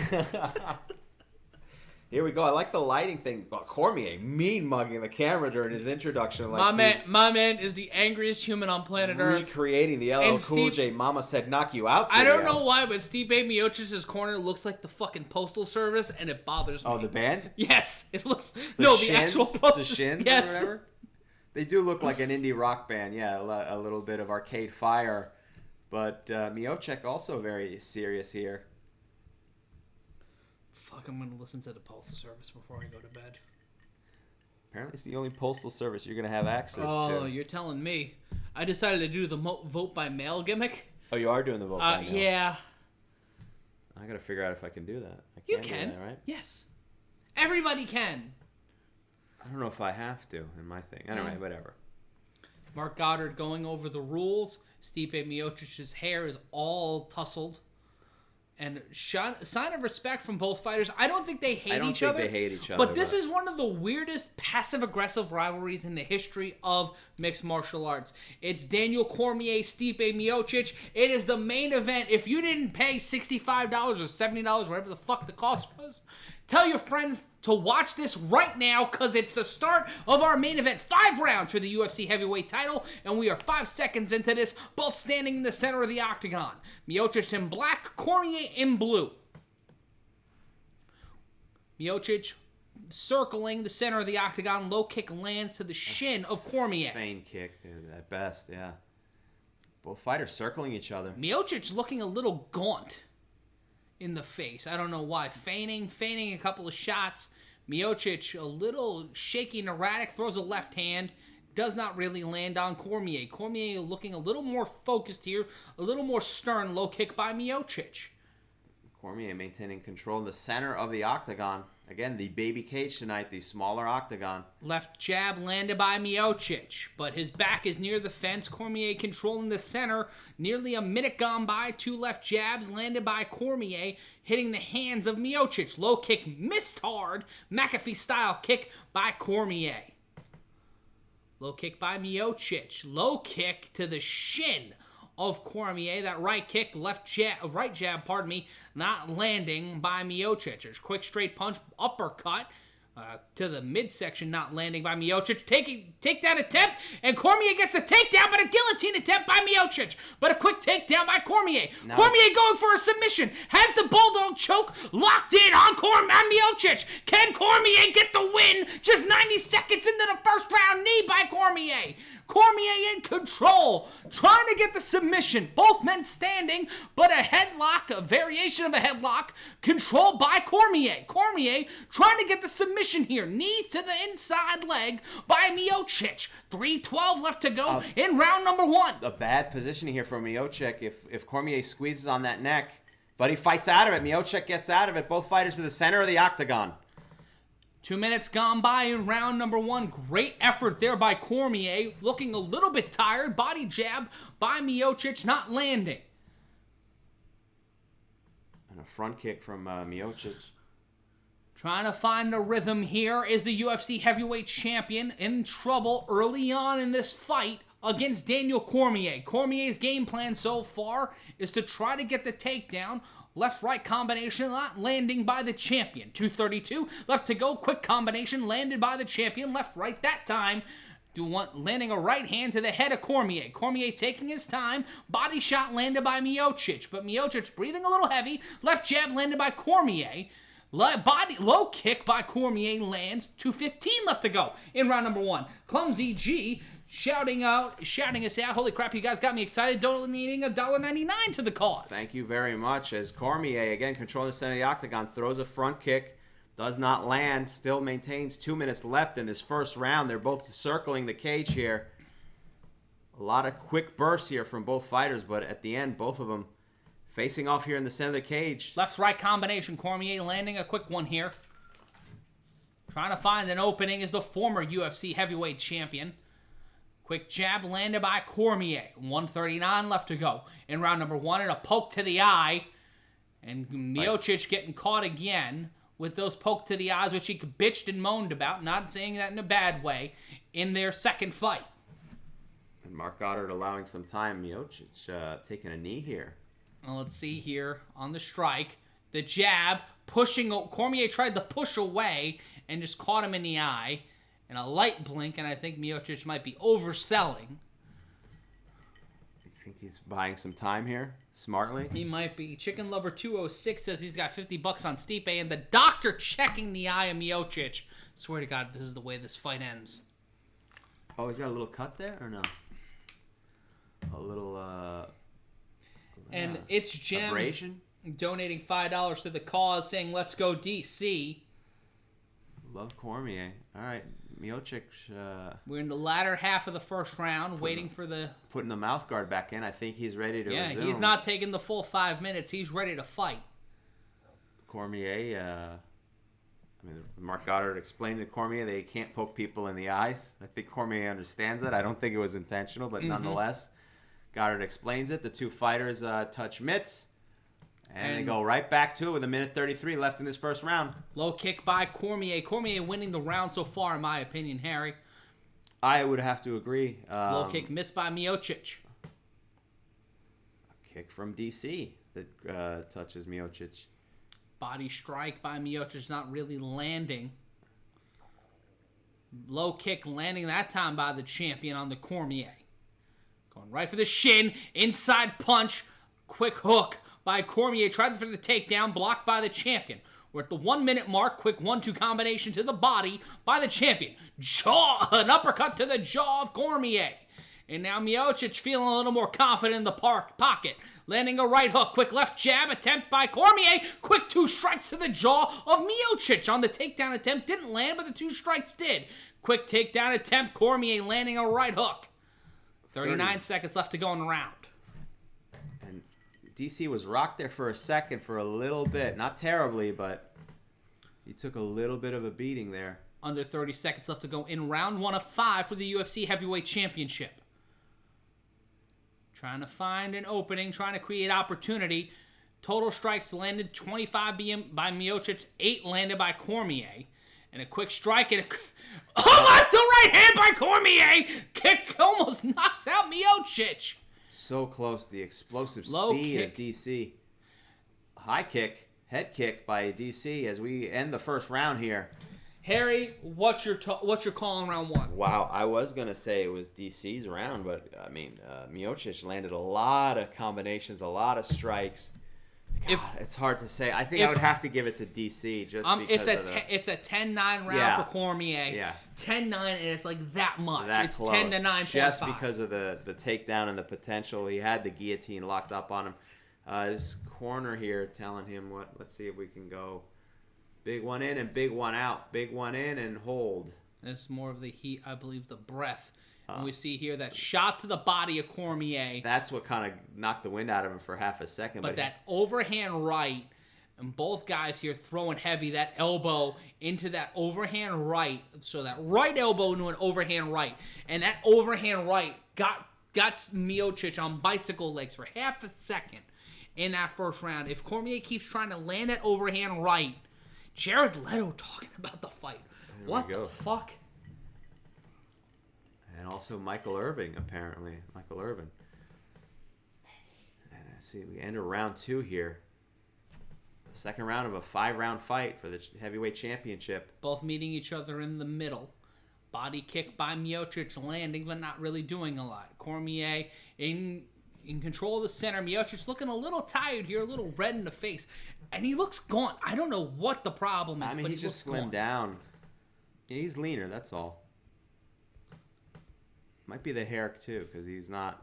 What happened here? Did DC get a kick to the groin here? He got the pelota kick. He got the Rochambeau. Yeah. All right, and DC shakes it off real quick. Both fighters go right back into it. 4 minutes and 25 seconds left in the second round here. Uppercut by Miocic. Miocic trying to pile on the punches, but Cormier bouncing off the fence and going right back at it. Takedown attempt by Miocic. Interesting there. Not getting it, and now Cormier standing in the center of the octagon. Left hand to the body by Cormier. I thought Miocic should have gone in for it, but against an Olympic level wrestler? Perhaps not. Yeah, you're right. But low kick by Miocic, followed by one by Cormier. Takedown attempt by Cormier. Quick right elbow, left jab combination, and a kick to the head.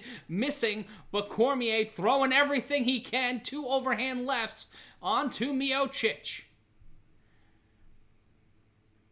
Brett Okamoto agreeing with us from ESPN. A 10-9 round for Cormier.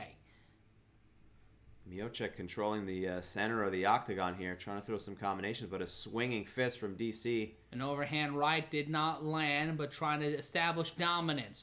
Low kick by Cormier, low kick by Miocic, both standing in the center. Left up, down, up combination. A couple of good combinations from DC.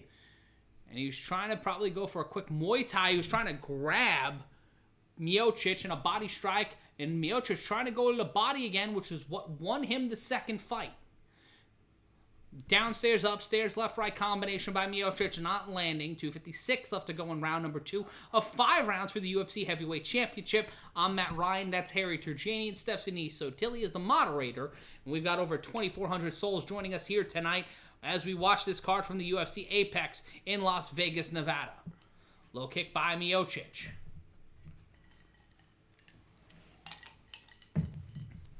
Both men in the center of the octagon. Low kick by Cormier. Right hand not landing by Miocic. Miocic with his dad bod hair. And Cormier with his dad bod. Trying to dictate the pace of this fight. Here in round number 2. No wrestling yet by Cormier, Not which a is lot, interesting. with the exception of the first round grab of Miocic. I feel like he's trying to wear Miocic down with his weird early 2000 Asian typography tattoos. Left hook landed by Miocic. It feels like he's trying to land something and then take him down. He's being very careful. Left jab landed by Cormier. Quick combination landed by Miocic. This is Cormier's fight to lose in what may be his last fight inside the octagon. Evaded 2 strikes by Miocic. Just ducking and dodging like it's the dodgeball movie. Left, right combination landed by Cormier. Cormier controlling the center, but a feigned left hook by Miocic. And a left jab, and now a takedown attempt by Cormier. Does not land. Tried to go for a side headlock. And now another headlock attempt by Cormier in the clinch. And Miocic finds a way out with 1:20 left to go in round number 2. Left hook landed by Cormier. Another left jab. And yet another 3, 4, 5 in the combinations. A lot of quick punches by Cormier. Back to the center of the octagon, and another. Left jab landed by Miocic, and a low kick and a right hook landed by Cormier. A minute left to go in round number 2. Cormier looking the better of the two fighters. Overhand right landed to the back of the ear of Miocic. Miocic looking right around the nose. Quick jab combination by Cormier. Does not land, but gets Miocic away from him. Cormier has to control the inside. Overhand right does not land, but neither did a left by Miocic. 40 seconds left to go in round number 2. Cormier looking the more comfortable of the two fighters. Miocic trying to find an opening. Quick left jab, 3 jabs, and an overhand right by Cormier. Cormier landing 22 significant strikes to 18 by Miocic in the round. Low kick by Cormier. It might be 2 rounds to none for Cormier as we head into round number 3. And an uppercut to the body. Pardon me, a hook by Cormier. 15 seconds left to go in the round. And Cormier dancing around, gets caught in the jaw. Cormier in trouble. 10 seconds left to go in the round. Cormier trying to prevent from getting knocked out for the second time by Stipe Miocic. 3 seconds left to go in the round. And we will go to round number 3. Cormier got caught towards the end of the round. He looked in trouble. And Cormier looking a little dazed on his feet as he heads to the corner. Cormier knew time was running out in that round, so he grabbed Miocic and dragged him close to him, bear hugged him, and just ate the punches, hoping that Marc Goddard would not stop the fight. And Marc Goddard did not stop the fight. Luckily for DC, that could have been so close here. And DC looks really damaged from that barrage of hammer fists and strikes. Living Naturally Abundant donating $5 to the cause. Thank you so much, my friend. And now his corner desperately trying to stop some bleeding here from the nose of Daniel Cormier. Again, took a lot of damage. In the last few seconds, he was winning. He was winning the majority of the round. He got caught with that right hook. 2 right hooks, 3, 4, 5 right hooks. Landed on the ground. By Miocic. Still had the presence of mind to grab Miocic and bring him in so he couldn't land as many punches. And luckily, time was in Daniel Cormier's favor. You could see him get up dazed. And now he was looking a little worse for wear. And here we go into round 3, and you really hope that I'm hoping Cormier can find a way out of this. I think it's 20-18 right now, but who knows with the way this judging has been going tonight. Right hook, right jab landed by Miocic. Low kick landed by Miocic. In a battle to figure out who's the greatest heavyweight of all time. Overhand right landed by Cormier after a couple of shots by Miocic. Overhand right not landing by Cormier. Cormier landing a left jab. You can see the left eye of Cormier, a little swollen and a little closed. Head kick missed by Miocic, checked by Cormier. Cormier really needs to go to his wrestling here. 4:19 left to go in the round. I think Cormier is buying some time to get his mind together here. Yeah. Hopefully he can shake off what happened there. But the combinations from Miocic. And now we got ourselves a bit of a firefight. Knee blocked by Cormier. Overhand left landed by Cormier. Trying to go for a quick body punch combination. And now Cormier, quick left hand, 2 left hands, caught by Miocic, body, knee to the body, overhand right, overhand left, and now Cormier, we got ourselves a bit of a firefight with 3:50 left to go in the round. Overhand, quick left jab landed by Cormier. Left jab and now into a bit of a grapple. Cormier getting pressed against the cage by Miocic. Miocic now trying to grapple with Cormier, which is an interesting turn of phrase for these two fighters. Some knees from Miocic and then a shoulder strike. And DC, again, holding on here, trying to catch his breath in a bad shape. The left eye starting to swell up. And now a foot stomp by Miocic. This is the best Miocic has looked all night, has been since the final few seconds of round number 2. A round Cormier pretty much won 10-9 and 0.9. Right now, this round goes to Miocic. But 3:12 left to go in round number 3 of a 5-round fight for the UFC Heavyweight Championship. Spinning back elbow to Cormier, catches him right underneath the left pectoral muscle. A lot of time left in this round here. Cormier looks a little shaken here. And Miocic looking to kill it off here. You can see the intensity in Miocic's eyes, just waiting for an opportunity to end this thing. It's his round at the moment and possibly his fight. A jab from DC. Both fighters a little tired from the interaction. It's been a long night. A front kick from Miocic. And a shout out to combinations here. Miocic. PJ Simpson donating another $20 saying, get Olive some Aussie fries. That's an interesting ask. And Cormier is back against the fence as Miocic trying to control from the side here. Holding on here, throwing some kicks here, but Miocic just pressing DC against the cage here with 2 minutes left in this second round.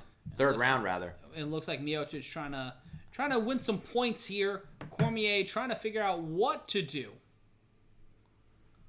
Oh, another shoulder strike. That's what knocked out Cowboy Cerrone in our first main card of the year against Conor McGregor.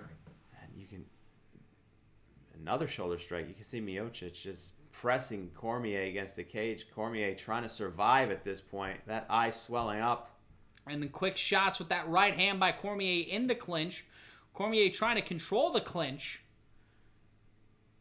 And Miocic in his corner. You can see his corner talking to him with 90 seconds left to go in the round.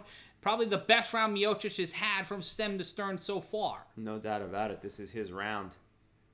And DC in a little bit of trouble here with 1 minute and 15 seconds left in this third round. Needed a body by Miocic. Cormier trying to fight for position here. And Cormier eating a right hook. Left jab by Cormier. Cormier looking a little tired. Looking a bit on spaghetti legs, but Miocic also a little haggard, a little worse for wear. Low kick, and a minute left to go in round number 3 of 5 for the UFC heavyweight title. Some high kicks, some body kicks from Cormier. Cormier landing the jab. 50 seconds. If Cormier shoots for a takedown here, he can try to steal the round. 45 seconds left to go in the round. This is probably the first round Miocic has won clean across any scorecard. Left jab to the body by Miocic. Miocic landing 21 significant strikes in the round to 6 by Cormier. Right hook landed by Cormier into a quick couple of jabs. Low kick by Cormier. 23 seconds left to go in round number 3 of 5. Quick double jab by Cormier does not land. Body shots not landing by the champion. The champion now caught in a grapple with the Olympic level wrestler. Needed a body. Quick 1-2 combination. Overhand right landed by Cormier. Overhand right landed by Miocic. Miocic gets caught in the eye. Cormier, and yelling at referee Mark Goddard, and nothing happening here, and we will go to round number 4. Wow. Let's see. What is DC upset about here? Complaining to referee Mark Goddard. He said he got poked in the eyes. An eye poke there. And I'm sure we'll see it on the replay here if it did indeed happen. A punch to the stomach from Stipe. Okay. Oh, wow. A spinning elbow, back elbow. Which you don't see very often here. And there's that, the middle finger. The left middle finger went right into the eye of Cormier. It's like a Three Stooges. Oh my God. And he got curlied. And they stilled it right in the thing here. And, hey, Mo, you pissed in my shoe. And there's no, unfortunately, maybe too quick for Mark Goddard to see it. Over 3,000 people watching us right now. We are so glad you are joining us here tonight, right here on the Combat Culture YouTube channel. That's Harry Terjanian. I'm Matt Ryan. Our mod is Stephanie Sotilli here tonight. And Cormier checking that eye. You could see that right eye. Pardon me, that left eye. All right. He's starting to look like Forrest Whitaker. Well, it was already swelling up, but the eye poke that happened after that, I mean, as if DC wasn't having enough trouble right now in this fight. I'm giving it 2 rounds to 1 right now, Cormier. I don't know about you, Harry. How do you see this so far? Technically, I'd have to give it 2 rounds to 1, but I mean, if you count the last 5 seconds of round 2 and what's going on now, Stipe has to. It's his opportunity to win this fight and defend his championship. Cormier fighting back though with a decent combination of strikes. Left jab to the body by Miocic, following a 1-2 combination by Cormier. Standing in the center of the octagon, 4:25 left to go in round number 4 of 5 for the UFC heavyweight title. Kick to the leg by Cormier lands, and 1 followed up by Miocic. And a straight jab, left jab by Cormier, left-right combination, landing with the hook. And Cormier capturing Miocic. Miocic in a bit of trouble here, trying to land some inside punches, but Cormier, the Olympic-level wrestler, trying to control in the clinch. Cormier pressed against the cage by Miocic, but Cormier working, landing some shots, trying to reverse the double underhooks by Miocic. Left and right to the body by Cormier. 3:43 left to go in the round. Miocic just squeezing him against the cage. Trying to go for the takedown, presses his way out of it, and both men will go back to the center of the octagon. Left hook landed by Cormier. Right hook landed by Miocic, followed by a quick left shot by Miocic. Even round so far. Cormier trying to find an opportunity. Straight right landed by Miocic. Left jab landed by Cormier, doing a little bit of a stiff arm there to get away from Miocic. Cormier having the fight inside due to the lack of reach compared to the bigger Miocic. The Ohio firefighter with the early 2000s tattoos on his back, trying to find some openings here, down, in my opinion, 2 rounds to 1. In the 4th round, right hand landed by Miocic. Trying to even this up, overhand right landed by Cormier with a quick straight left jab. Left jab landed by Cormier. 2:45 left to go. Overhand right misses by Miocic. One landed by Cormier. And now into a bit of a clinch. And Miocic trying to go for the takedown, but stuffed by, Miocic trying to go for the takedown, stuffed by Cormier. Cormier now pressed against the fence by Miocic, the UFC heavyweight champion, trying to go into a clinch game against the Olympic-level wrestler, and Cormier finds his way out of it with 2:24 left to go, and now gets Miocic in the clinch, lands an overhand right, but eats one from Miocic. Standing in the middle of the octagon, 2:16 left to go in round number 4.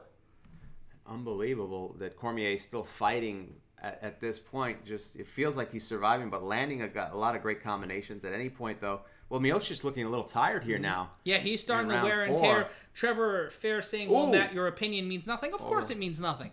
But straight left landed by Cormier and a right hook to the eye of Miocic. Cormier landing a couple solid combinations during this round. And now it's looking a little bit up for DC at the moment. Overhand right landed by Cormier after a quick right hand by Miocic. Cormier looking a little more comfortable in this round. And Miocic just pressing his forearm into the jaw of Cormier. And we can see that awkward shot.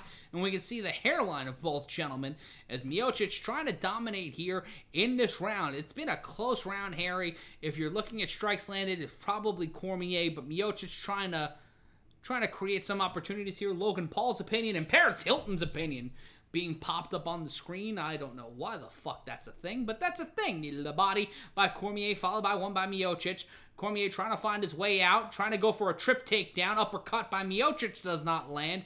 Gets only the win. The left hook landed by Miocic. Under a minute left to go in round number 4. We may be going to round number 5. Left jab landed by Cormier. Low kick landed by Cormier.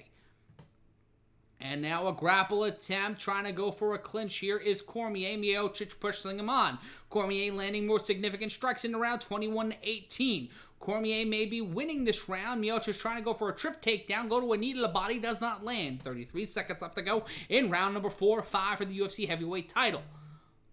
And Miocic just pinning DC against the cage. DC trying to fight his way out, and he does. Both fighters back to the center of the octagon.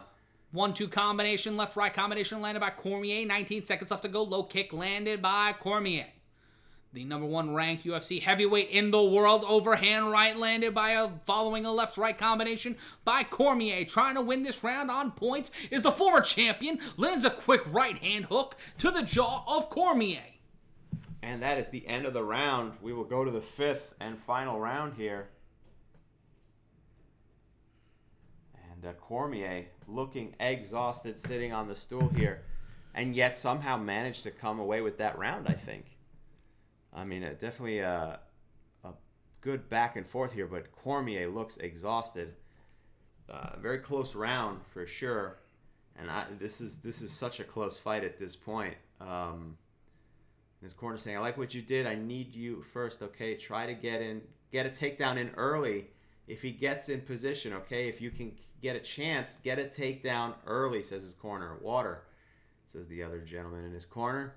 "You're looking good out there, okay?" His corner trying to inspire Cormier a little bit here. "You're looking good out there."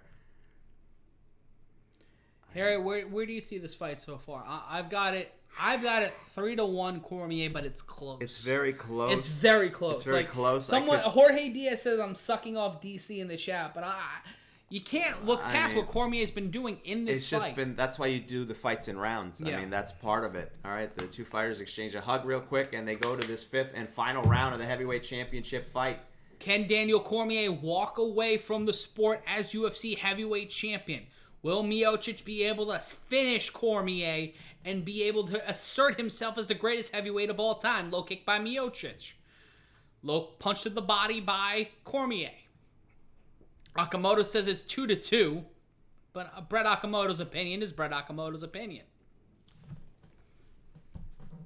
This is going to be the deciding round in this fight. Left jab landed by Miocic, who switched his stance from left to right. Quick 1-2 combination into a quick triple combination by Cormier. Quick right hand landed by Miocic. 4:15 left to go in round number 5 for the UFC heavyweight title. Left hook landed by Cormier. Body kick, 2 of them in a row by Miocic. 1 landed by Cormier.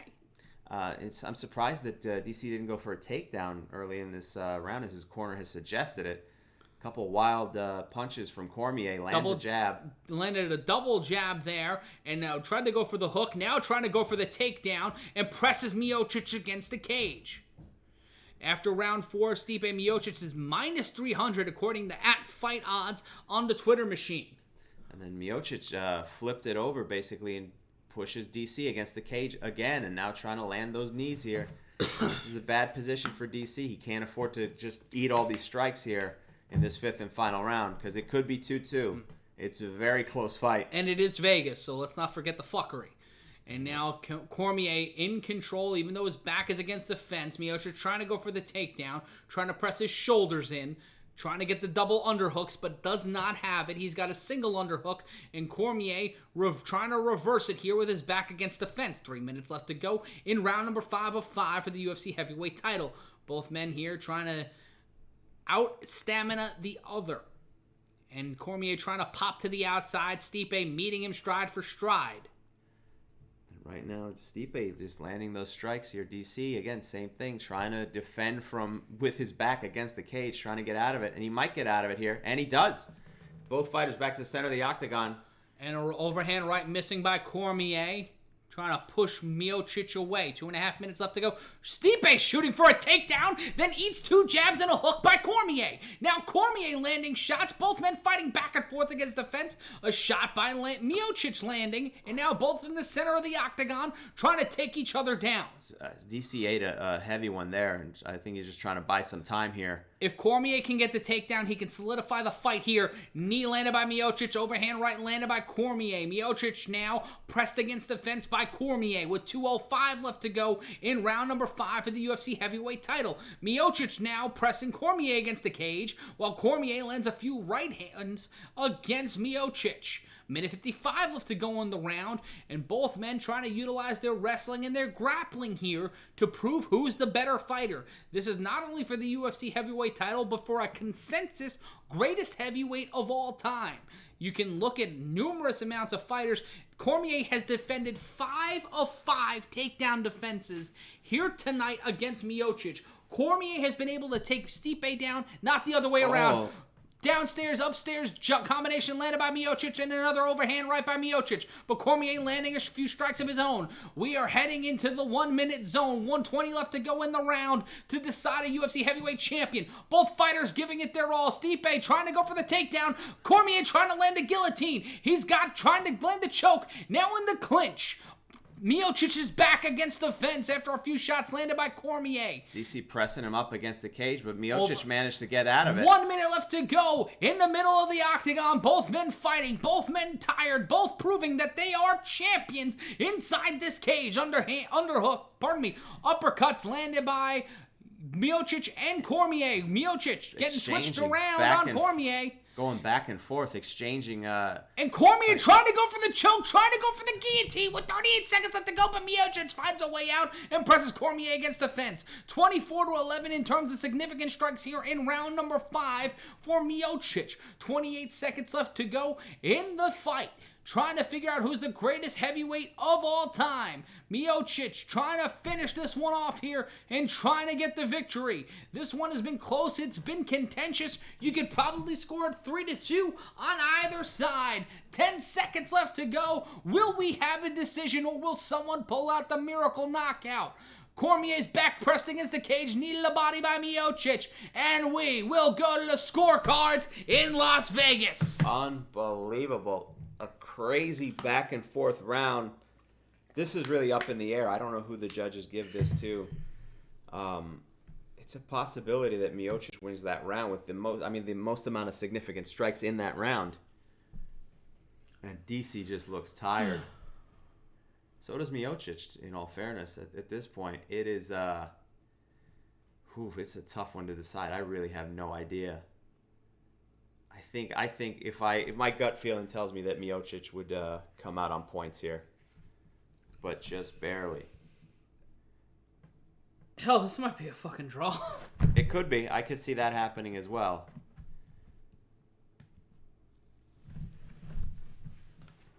And let's see some of the highlights here.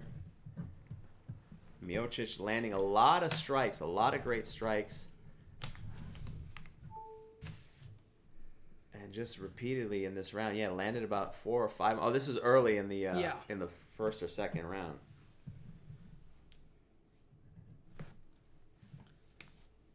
And look at these as we see more highlights here of combinations. As soon as we get a decision, folks, we're going to have to go off the air, but we are going to go to a decision here.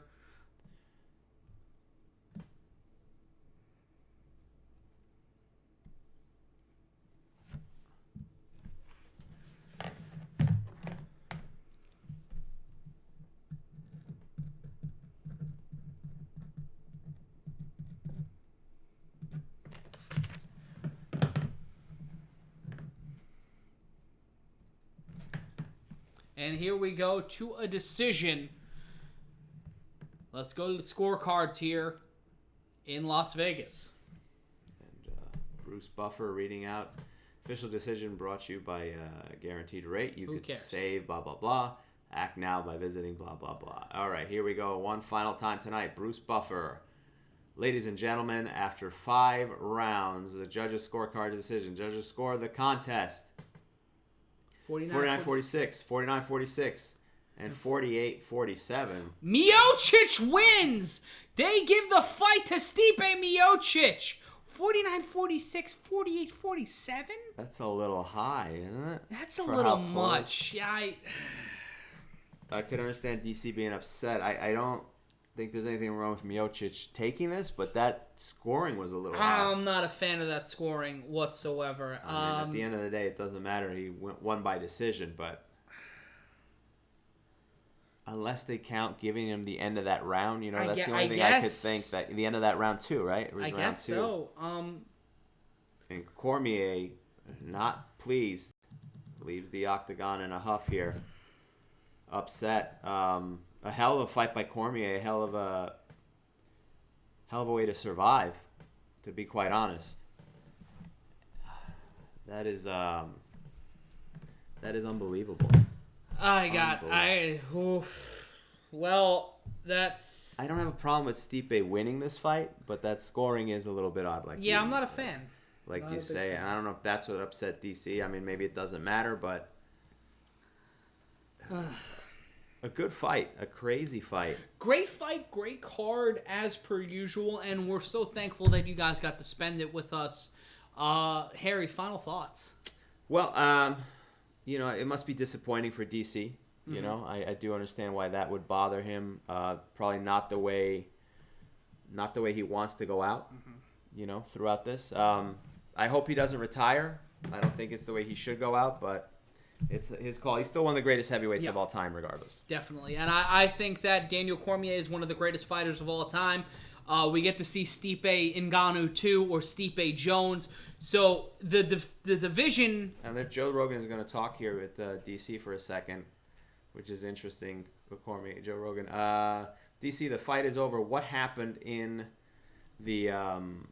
what happened that you didn't expect? It was not much different... It was a much different look. I cannot Look at me. I cannot see. He did a good job. He was able to clinch me for a long time. I think that separated both rounds. We were going pretty good. He was going double underhooks, which is something that he did not do in the first 2 fights. He gave me some trouble. Joe. Shout out to Itch Gems donating $5 for the cause. You used a lot of wrestling in the first round, in the early round. Why not? What was the game plan? It was the first one available. First one he asked. He overextended himself, and I was able to get to his legs. I'm reading him as the closed captioning is. He did a good job not overextending himself. Let us go to the eye, Joe says. Let us go to the eye. That is a pretty significant. I could not. Cormier says I could not see. I cannot see anything out of my left eye. It is black. It is what it is. It doesn't matter. I told Mark Goddard. He told me that he thought it was a punch. Whatever. Joe, back to Joe Rogan. Joe, what are your feelings right now after this incredible war? The rubber match? Question mark. DC says, being on the losing end of 2 big fights is a very sad position to be in, that I will deal with it as I have dealt with things in the past. Joe, do you think this is it? Do you have to go to your family about it? Daniel Cormier, I am not interested in fighting for anything but titles, and I do not imagine there will be titles in the future. That will be it for me. Interesting. It was great fights. You've been a great champion. You will go down in history as one of the greatest combat sports athletes of all time. And DC upset. Rather upset. This fucking frustrating sucks, man.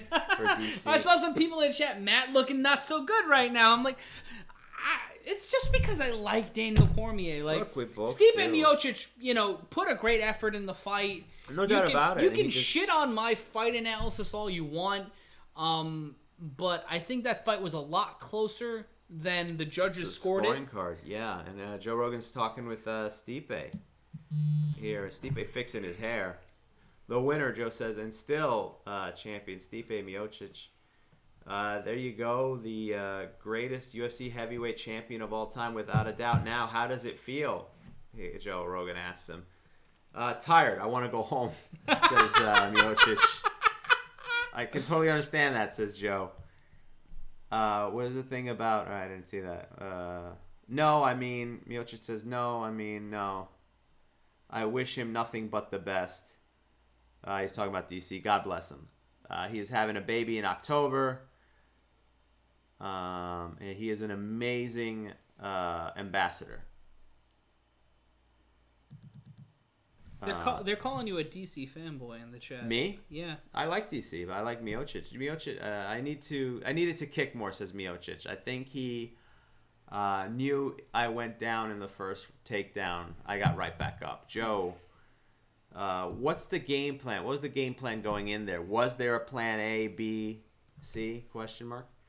There was, says Miocic. There was a plan. And then they just wrote the number 8.7. A. Joe, winning this fight, winning the rubber match, and cementing your position. Ties Randy Couture for the most title fight wins in UFC history with 6. In your position, what does it mean to Miocic? Miocic says, my game plan is to get up early tomorrow morning. I will celebrate my birthday. Happy birthday. And just enjoy life for now.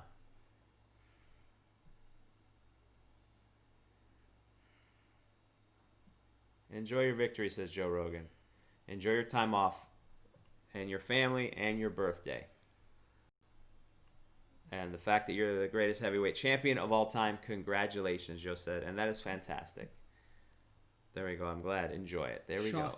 Sean in the chat saying, Matt, you sucked on DC all fight. You're the reason he lost. Like, I mean, yes, I'm the reason why a high-level fighter lost. Some fat guy on the internet.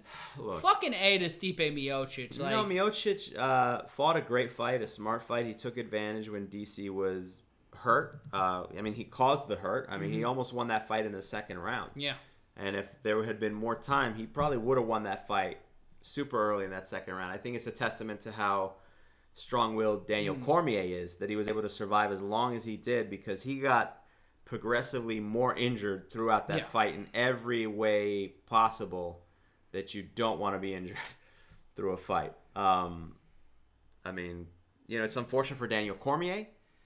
And listen, I like Daniel Cormier, but I take nothing away from Stipe. He deserved to win. He deserves to be champion. And right now, he deserves to be the greatest heavyweight of all time. Yeah. There's no doubt about it. Mazel tov to Stipe Miocic. Like, a great fight, great night.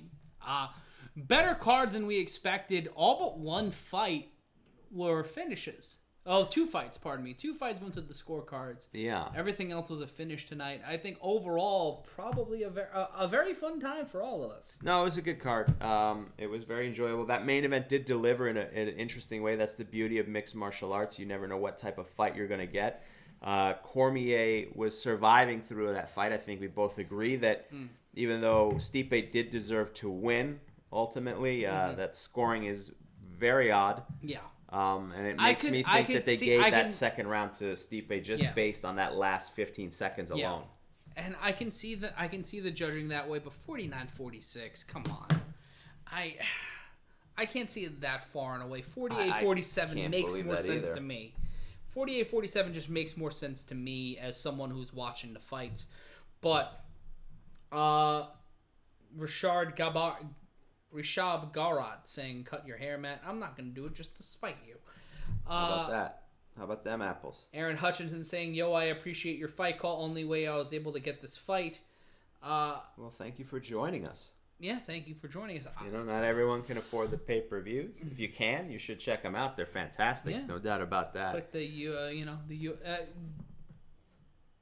Dakamoko Poko, I'm sorry, I was trying to figure out the right way to pronounce that. Are you blaming the scores on him winning? I'm not blaming the scores on him winning. No. I'm saying the fight could have been... I think 48-47 is a more appropriate score than 49-46. Yeah, I think the fight was a lot closer than the judging. It's just a commentary on the bizarreness at times of the judging system in mixed martial arts and the UFC, because we saw 2 different fights. Again, it was close enough. I mean, look, there's an argument to be made by the rounds that it could have been a draw. Maybe you could argue that Cormier could have won. I really kind of lean more towards Stipe. Yeah, which is fair. Like, yeah, you can argue either guy in the fight. To me, I think Cormier was the weaker of the two as the fight went on. But I think he won the first 2 rounds, and you can make an argument for round 4. Round 3 was Stipe. But I think rounds 1 and 2 went to Cormier. I can see you giving the second round to Stipe just because of the last few seconds. And the way MMA judging is, it's all over the fucking place. So the way these fights go, the way these things are done, it can go either way. And shout out to Toker88 and Jose Cano giving me the respect. Shout out to Lowry02 saying thanks for the call, guys. Big save. Well, we love being here. We love doing it. We'll be here. If the world is still here, we'll be here next month for 253. Adesanya and Paulo Costa, the handsomest fight in UFC history. The not in the face fight is what we're calling it. It's Rick Martel, Shawn Michaels, SummerSlam '92. Yeah, not in the moneymaker. But it's gonna be interesting to see how UFC heavyweight fights go in the future. Well, John Jones has talked about Francis Ngannou Miocic 2 is probably the fight to make. Well, I know Cormier said he's only interested in fighting for titles, and he understands that this is the end. Yeah, he's not in a position. Well, listen, the man has had a long career. I understand if you're not going to fight for something important in his eyes, he doesn't just want to do a filler fight. He wants to be a champion. Look, he's got nothing to prove as far as his career goes. He's had an amazing career. He's a Hall of Famer for sure. Mm-hmm. And he's got a great career as a broadcaster ahead of him and, as a commentator, as an entertainer. He's one of those guys with the gift of gab, and he's got a fantastic career ahead of him. It's unfortunate if it ends this way. I think this would be the end. It doesn't make sense, like as he said, to come out of and fight for a non-title fight for him. But we'll see. Every it's never a right time is right after the fight to ask anybody about what their plans are, except for Miocic, who knows what his plans are, which is to celebrate his birthday tomorrow. And on that note, Harry, your final thoughts on tonight? A great night, interesting fights. A little disappointment. There's, it's a night of disappointments for some of the fighters. Yeah. To be quite honest, it was disappointing. A disappointment for Shane O'Malley. Sugar Shane O'Malley. Sean O'Malley. Sugar Sean O'Malley. Disappointed for him, the injury that took place that ended that fight, which was gearing up to be a really good-looking fight. I mean, both fighters with a lot of speed and a lot of power. That fight unfortunately ended and ends the winning streak of O'Malley. Obviously he's not done. I think we could see that fight again. We could run it back. It was a good fight. Disappointment for Daniel Cormier on multiple levels. I don't think he has anything to be ashamed of. He was dealing with a lot in this fight for whatever reason, the circumstances, but he survived it. And John Jones talking shit on Twitter, saying that he's going to find a way to avoid Stipe's right hand. Give me John Jones and Stipe. I would love to see it. Give it to me. I would love to see it. I would also love to see John Jones, Daniel Cormier. That would be an interesting fight. I don't know that Cormier would want to do it, but enough trash talking, I think we can make it happen. But there we go. What is the update? Megan O'Leary talking about Sean O'Malley. He was transported to the hospital. Sean O'Malley said it was the same injury he has had before. It seems he injured it again. So it's the same leg injury he suffered a few years ago. And he's